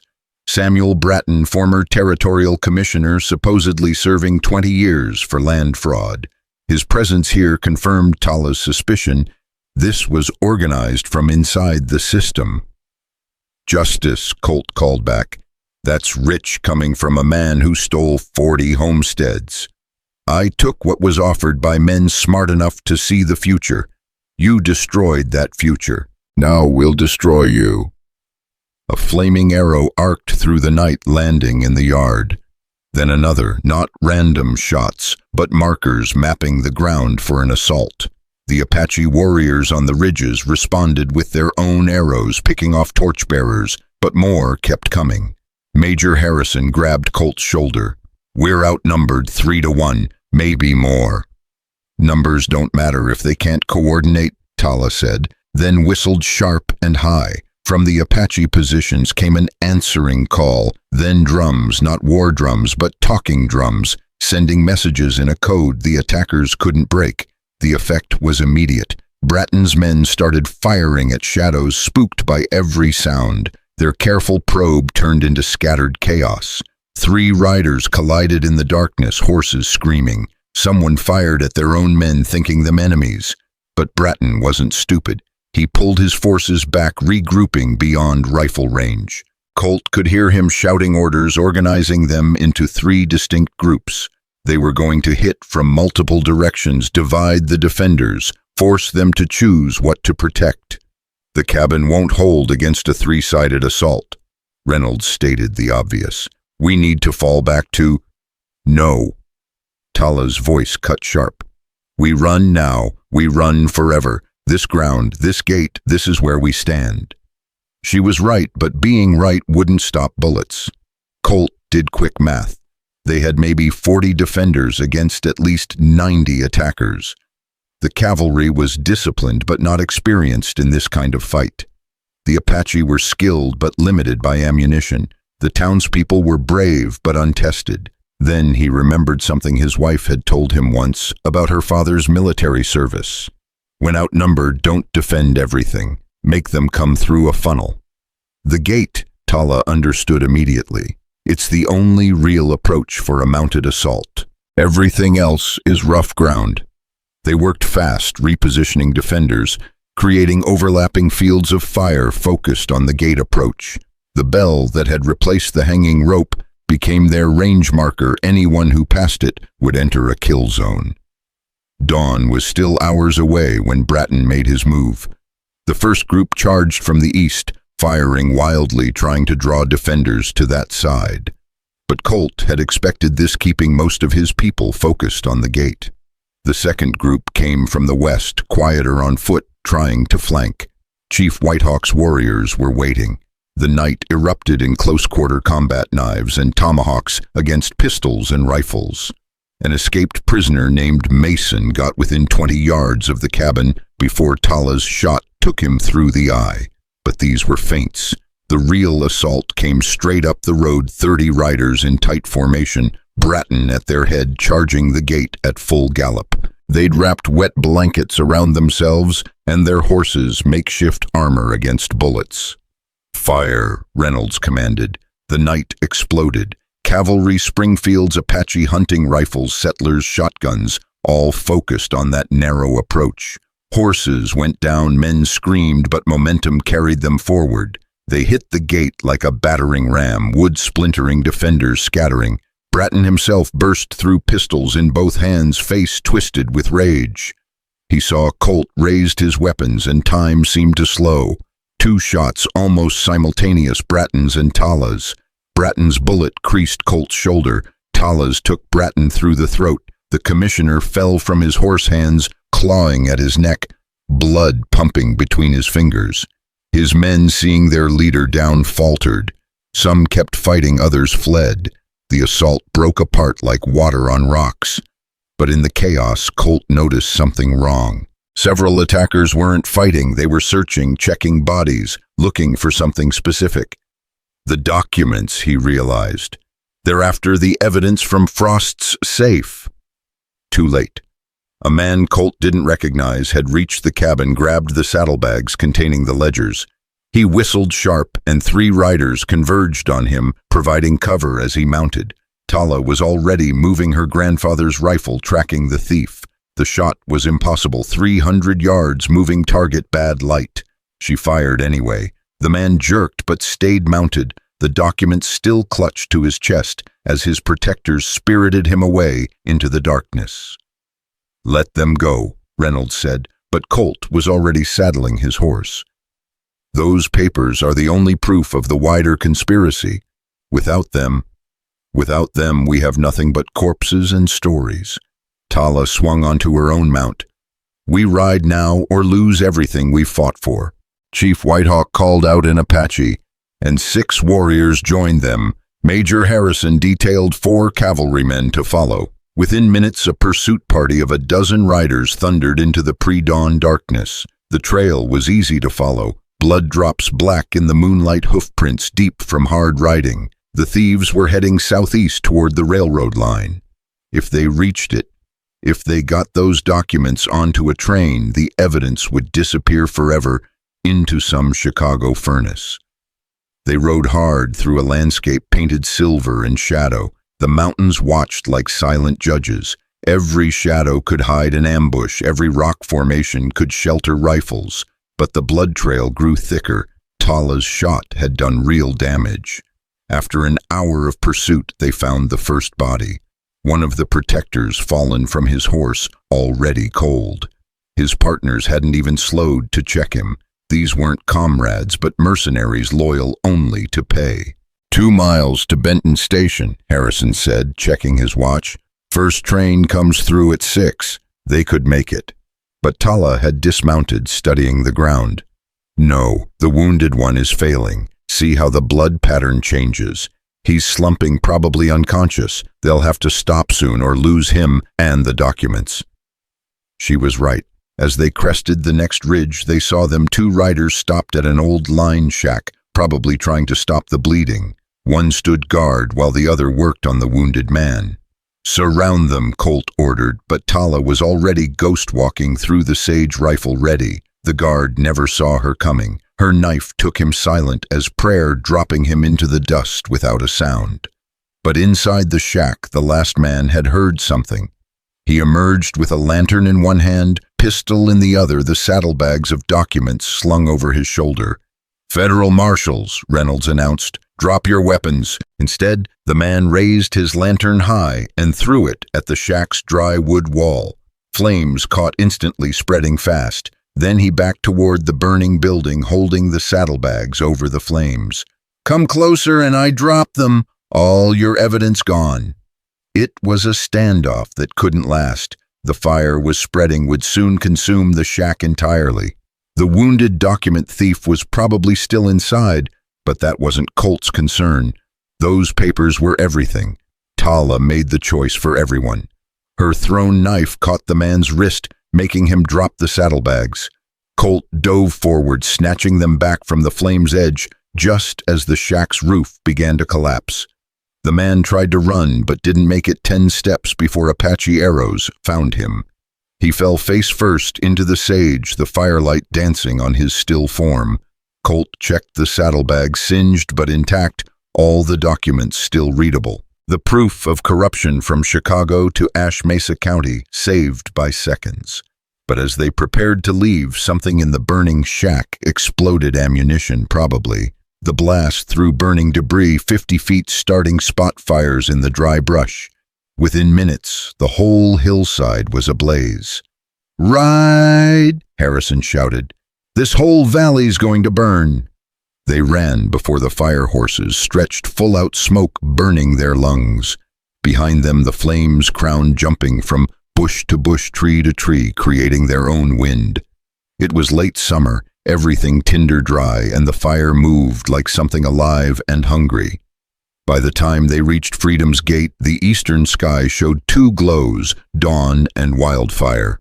The siege was over, bodies scattered around the defensive positions, but no one was celebrating. Everyone could see what was coming. "That fire will reach here by noon," Chief Whitehawk said calmly. "We must evacuate." "No," Tala said, surprising everyone. "We make our stand here. This is our ground." "You can't fight wildfire with bullets," Reynolds protested. "No, but you can fight it with fire." She turned to the Apache warriors. "Tell me grandfather doesn't know this land, every creek, every bare rock formation, every natural fire break." Understanding dawned on the chief's weathered face. A backburn. Fight fire with fire, rob it of fuel. He studied the wind, the terrain, calculating with decades of experience. It could work, but if the wind shifts, then we burn with our land, Tala said simply. Better than surrendering it. What followed was controlled chaos. Every able-bodied person grabbed tools, shovels, axes, wet blankets. They cleared a line from the creek to the rocks, 100 yards of bare earth. Then, as the main fire roared closer, they lit their own fires, small and controlled, burning back toward the inferno. The two fires met in an explosion of heat and sound that shook the ground. Embers fell like snow, starting spot fires that had to be beaten out instantly. The temperature soared until breathing hurt, but the backburn held, robbing the wildfire of fuel, forcing it to split and go around. Through the smoke and heat, Colt saw her Tala, standing at the fire line's center, silhouetted against the inferno, directing the fight with gestures and shouts. She looked like something from Apache legend, a spirit of the land itself defending its children. Then the wind shifted. The fire roared back toward them, jumping the cleared line in 3 places. The cabin so recently rebuilt caught instantly. Men scattered, some running, some still trying to fight. It looked like the end of everything. That's when the miracle happened. Or maybe not a miracle, maybe just the land itself deciding who belonged and who didn't. Storm clouds that had been building for days finally broke, not with gentle rain, but with a deluge, a biblical downpour that struck the fire like a fist. Steam exploded from burning wood-white clouds mixing with black smoke. The temperature dropped 20 degrees in as many seconds. Men who'd been fighting fire found themselves standing in mud rain, streaming down their faces, laughing or crying or both. The cabin was gone again, but the gate still stood. The bell, somehow untouched by flame, rang in the wind and rain. Around it, exhausted defenders collapsed where they stood, too tired to care about the mud. As the rain continued washing ash and blood into the earth, a lone rider approached from town. Not an attacker, a telegraph operator, his horse lathered despite the rain. Marshal Reynolds. He waved a paper. From Washington. Reynolds read it, his exhaustion lifting. The president has signed an executive order. Full federal takeover of the territorial government pending investigation. Military governance until new elections can be held. And, he looked at Tala, full recognition of Apache land rights as specified in the Treaty of 1851. Tala stood slowly, rain streaming through her hair, mixing with tears she'd never admit to. "We won, we survived," Colt corrected. "Sometimes that's the same thing." But there was more in the telegraph, something that made Reynolds frown. "There's going to be a special prosecutor from Washington, someone named Margaret Fuller, says she'll need all original documents and witness testimonies." The name hit Colt like cold water. Fuller, his wife's maiden name. Coincidence? Or had word of this reached someone back east, who remembered the family, remembered the injustice that started it all? "When does she arrive?" Tala asked. 3 days, coming on the special federal train with a complement of investigators and a judge advocate. 3 days to secure evidence, tend wounds, bury the dead. 3 days to prepare testimonies that would reshape the territory. 3 days to transform Freedom's Gate from a battlefield to a courtroom. Chief Whitehawk approached his granddaughter, placed a hand on her shoulder. "You have brought great honor to our people.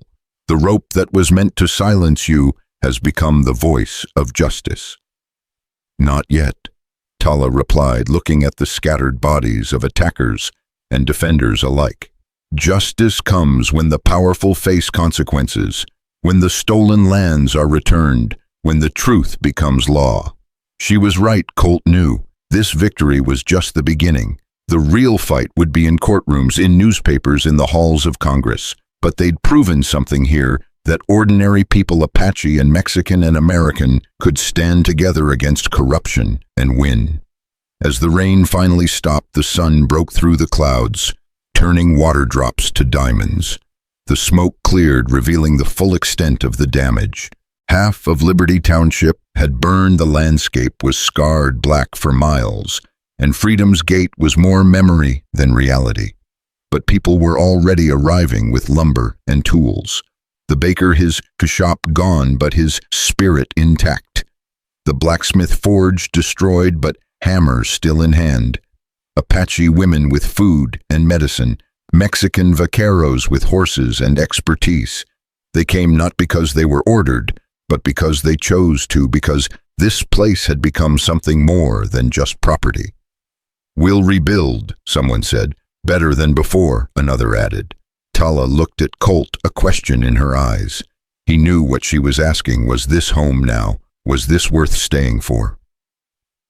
He thought of his wife dead 3 years and what she'd told him about finding something worth fighting for. He'd found it, but more than that, he'd found someone worth fighting beside. "Yes," he said simply, and she understood. That evening, as work began again on the cabin that wouldn't stay destroyed, a final rider approached. Not hostile, an old Apache woman on a paint pony, moving slow but purposeful. She stopped at the gate, studying the burn scars, the bell, the blood-stained earth. "Grandmother," Tala breathed, recognizing her. The old woman dismounted with surprising grace. In her hands, she carried something wrapped in ancient deerskin. She spoke in Apache, her voice carrying the weight of generations. Chief Whitehawk translated, "She says the spirits of this place have spoken. They name this ground sacred not for death, but for rebirth.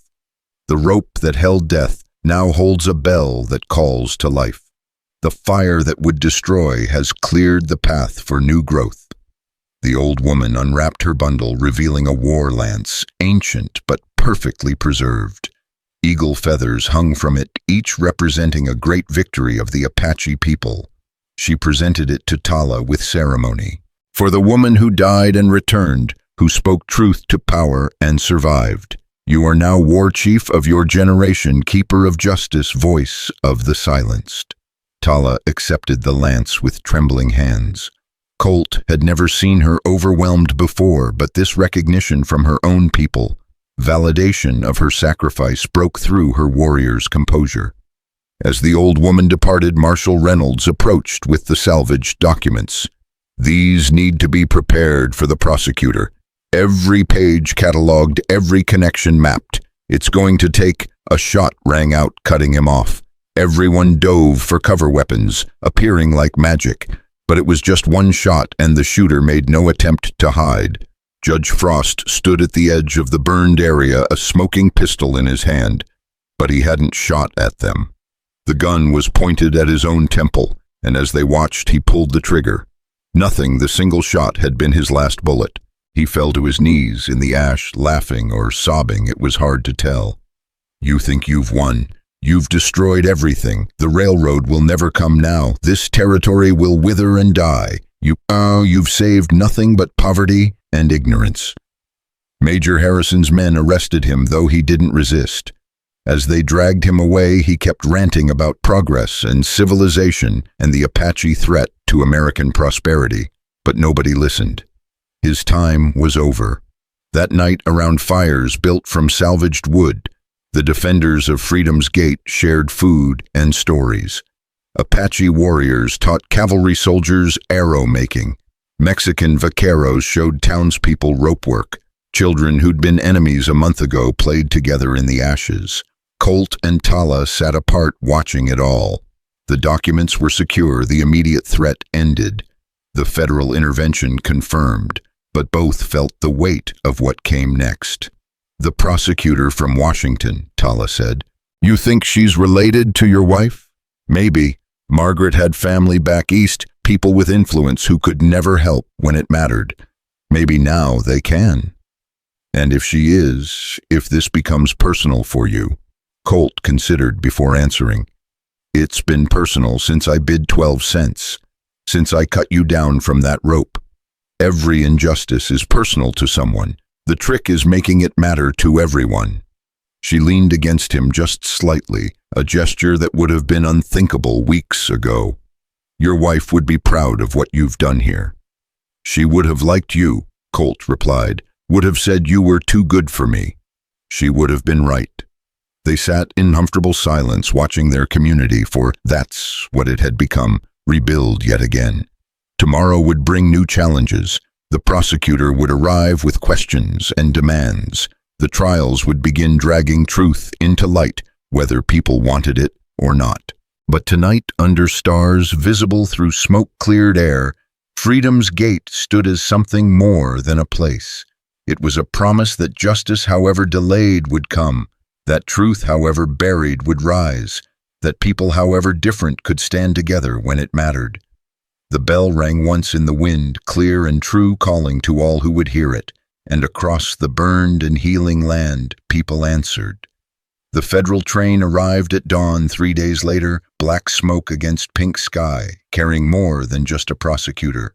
Colt watched from the rebuilt platform as soldiers in crisp uniforms unloaded crates of legal documents, typewriters, and enough firepower to hold a small war. But it was the woman who stepped down last that made his breath catch.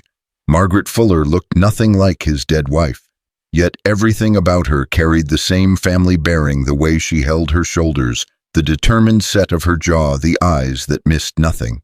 She was older, maybe 40, wearing a severe black suit that said she meant business.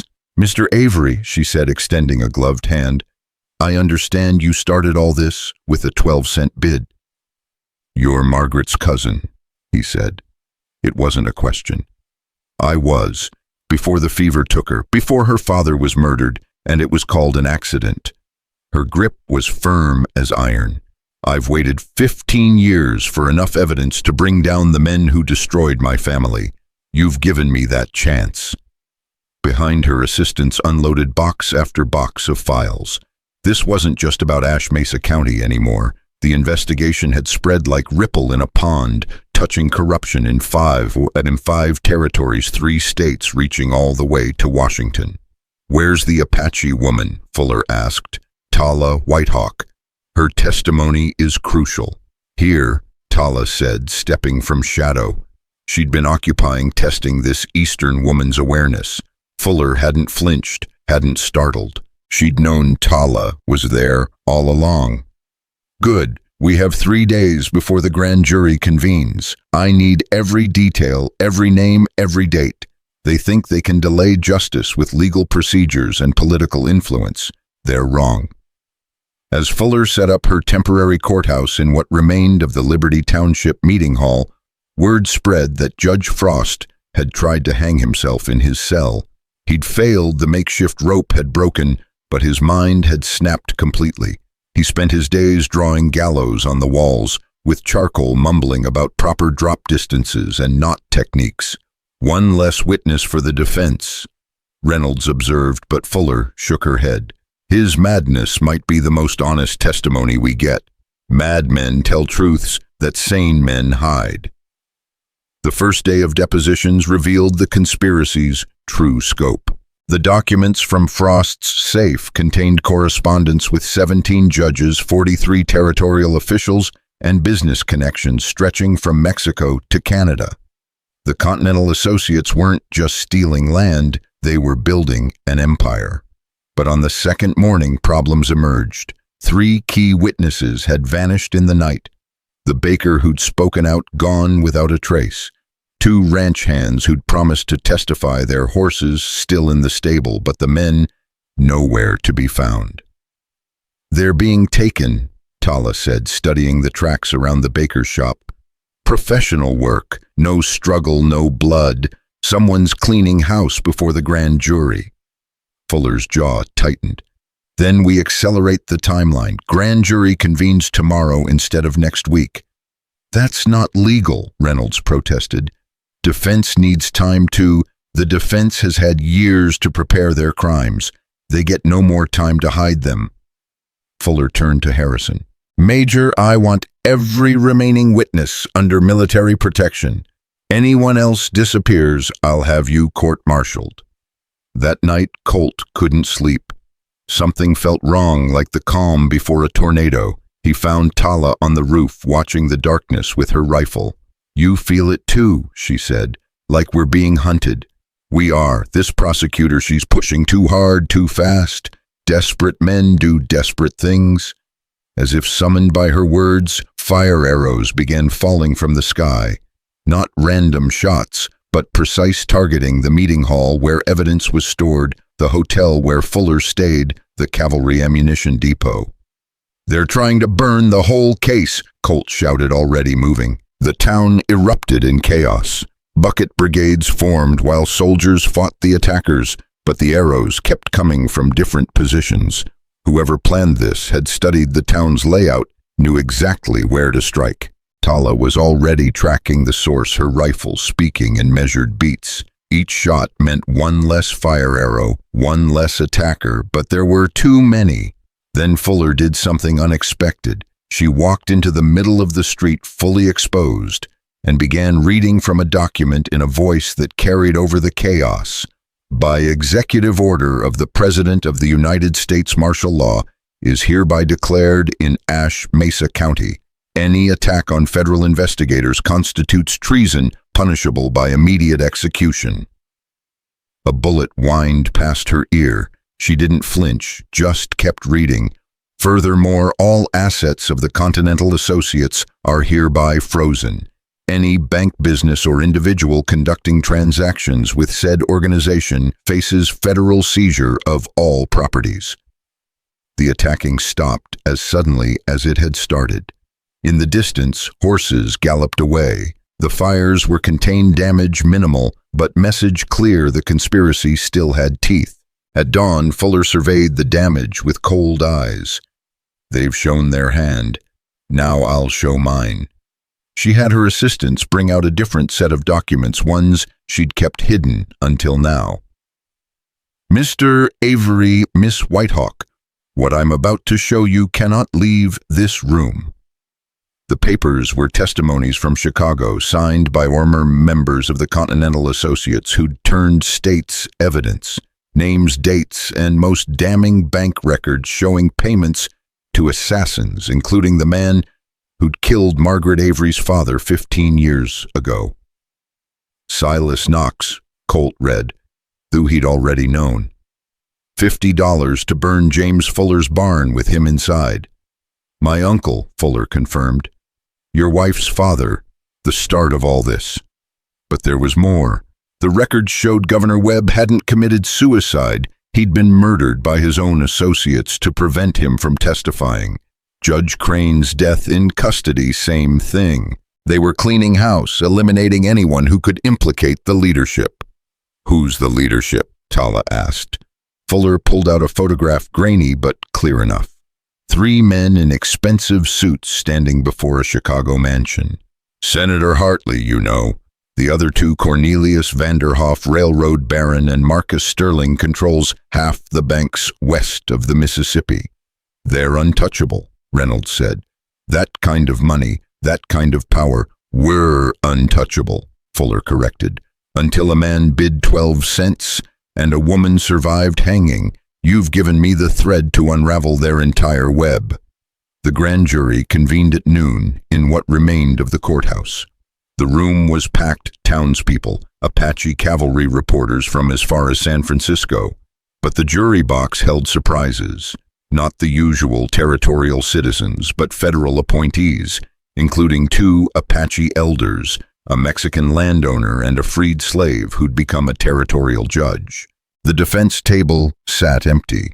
No one had come to represent the accused. Fuller began her prosecution with Tala's testimony. The Apache woman stood tall, rope scars visible above her collar, and spoke for 3 hours without break. Every detail of her hanging, every name she'd heard, every document she'd seen. Her memory was perfect, trained by generations of oral tradition. When the defense finally arrived, a sweating lawyer from Denver, he tried to object that Apache testimony wasn't valid in territorial court. This isn't territorial court, Fuller reminded him. So, this is federal grand jury. Miss Whitehawk's testimony carries equal weight to any citizen's. The lawyer tried another approach, suggesting Tala had fabricated her hanging for sympathy.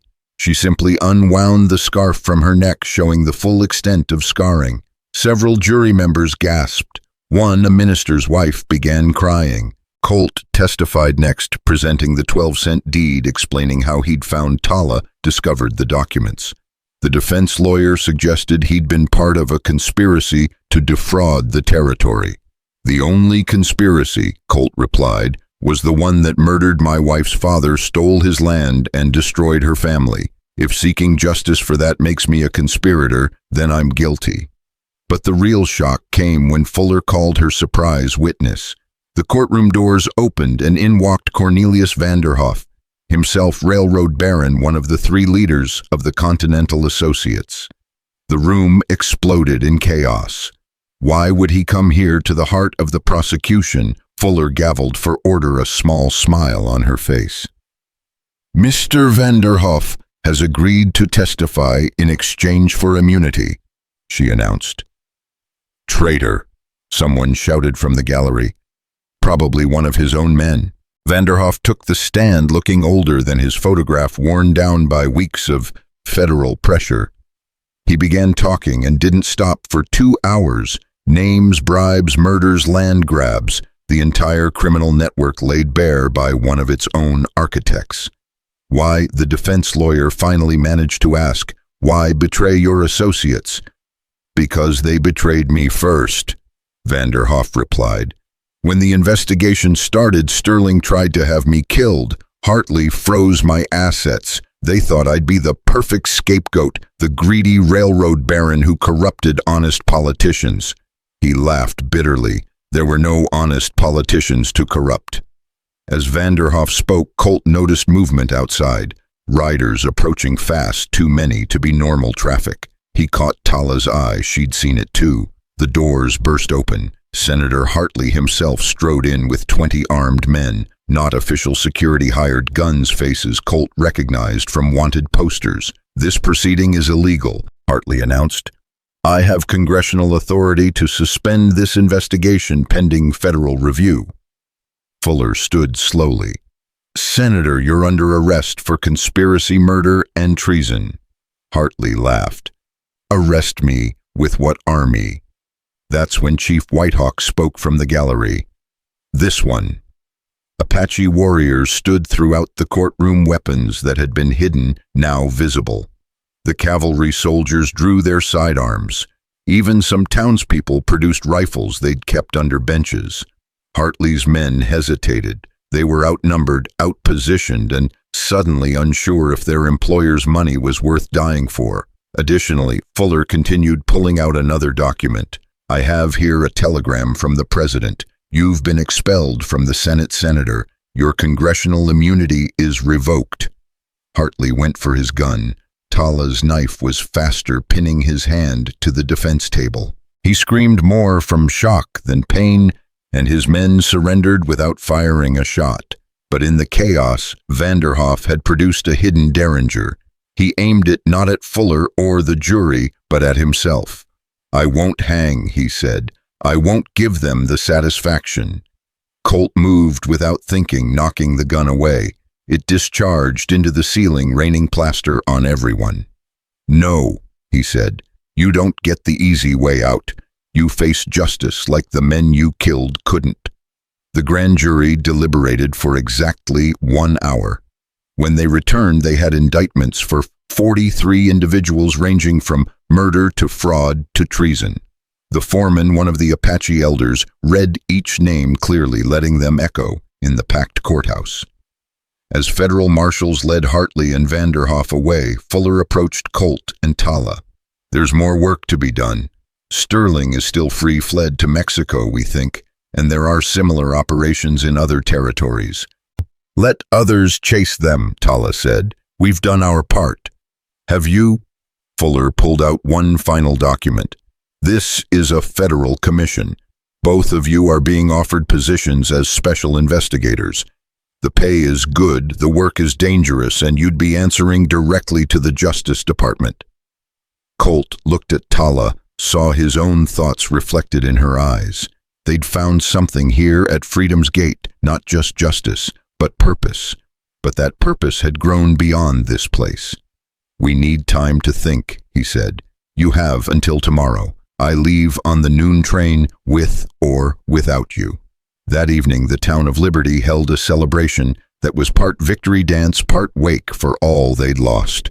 The Apache drums mixed with Mexican guitars and American fiddles, creating something new, something that had never existed before in the territory. Colt found Tala at the gate where everything had started. The gallows beam had been replaced with a carved sign, "Freedom's Gate, where truth lives and chains break." The bell hung silent in the still air. "If we take Fuller's offer, we leave this behind," she said. "If we don't, we let the Sterling and others like him continue their work somewhere else. Your wife wanted you to find something worth fighting for. You found it. Is it enough?" Colt thought about Margaret, dead 3 years now, and what she'd say about all this. She'd probably laugh at the irony, her cousin finishing what her father's death had started. She'd probably tell him that fighting for justice wasn't about geography, but about purpose. "The gate will stand without us," he finally said. "Others will guard it now." Tala nodded, decision made. "Then we go where the fight needs us." They stood together, watching the sun tower over Ash Mesa County, painting the mountains gold and crimson. Tomorrow they'd board Fuller's train, begin a new chapter. But tonight was for remembering a woman who'd survived hanging a man who'd bid 12 cents, and a truth too powerful to bury. Chief Whitehawk approached with something wrapped in leather. "For your journey," he said, presenting it to his granddaughter. Inside was a pair of eagle feathers, symbols of victory and honor. The rope could not hold you. The fire could not burn you. The corruption could not break you. You carry our spirit wherever you go. To Colt, he gave a tomahawk companion to the one from earlier. "You cut my granddaughter from death's embrace. That made you family. This makes it official. You are Apache now, in spirit, if not blood." Marshal Reynolds joined them, looking older, but somehow lighter. "Heard Fuller's taking you both to Chicago, going after Sterling's banking empire." "Someone has to," Colt replied. "Watch each other's backs. Cities have different dangers than territories, more subtle, but just as deadly."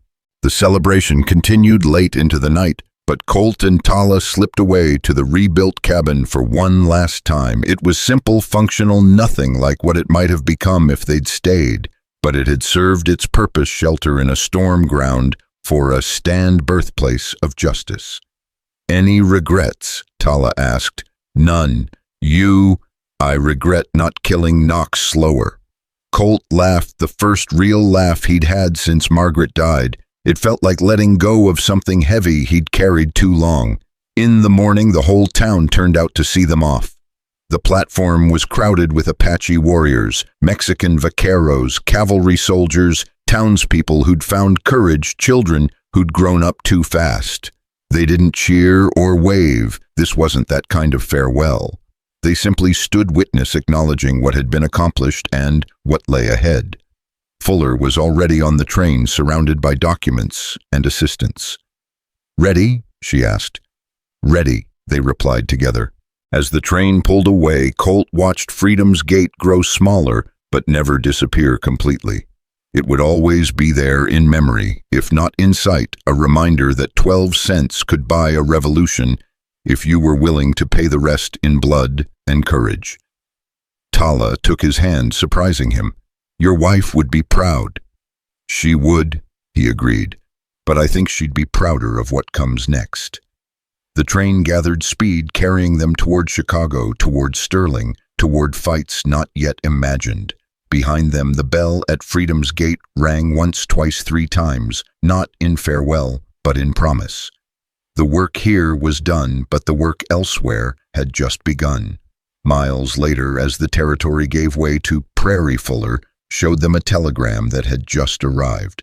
"Sterling's been spotted in St. Louis. He's gathering support, trying to rebuild. We have a week to prepare our case." "A week's more than we had here," Tala observed. "And we have something now we didn't have then," Colt added. "Proof that the system can be beaten, that truth can win." Fuller smiled, the first genuine warmth he'd seen from her.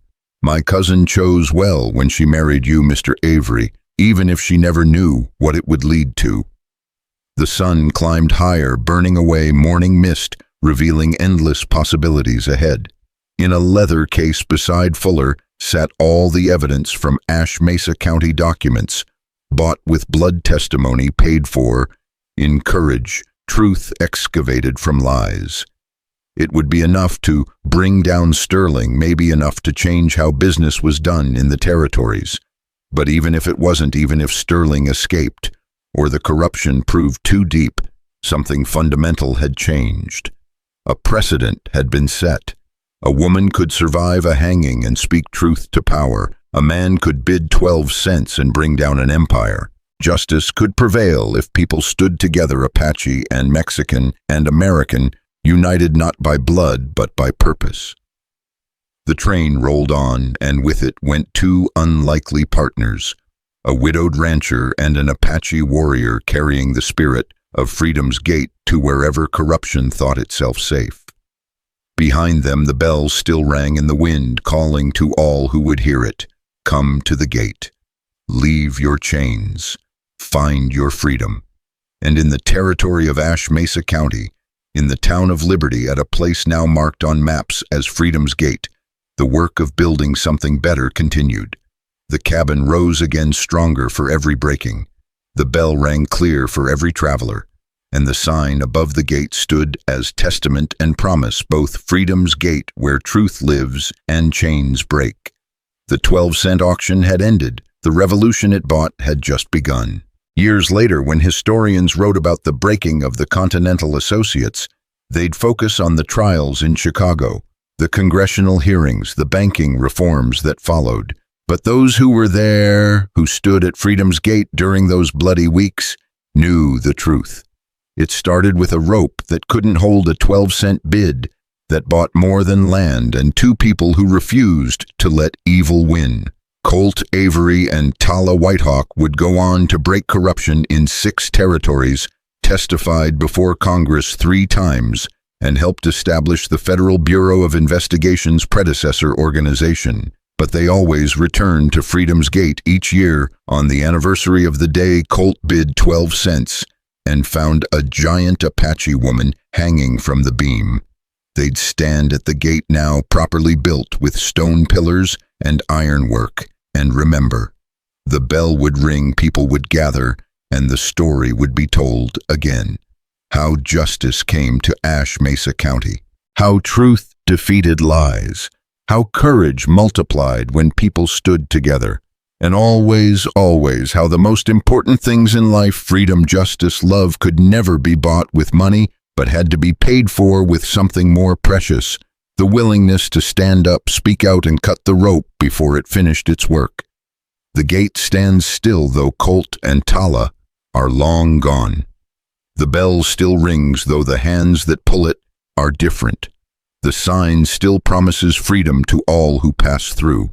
And sometimes on quiet mornings when the mist rises from the valley, you can almost hear it, the echo of a gavel falling, a voice bidding 12 cents, and the whisper of a knife cutting through rope, setting free not just one woman but an entire territory from the noose of corruption.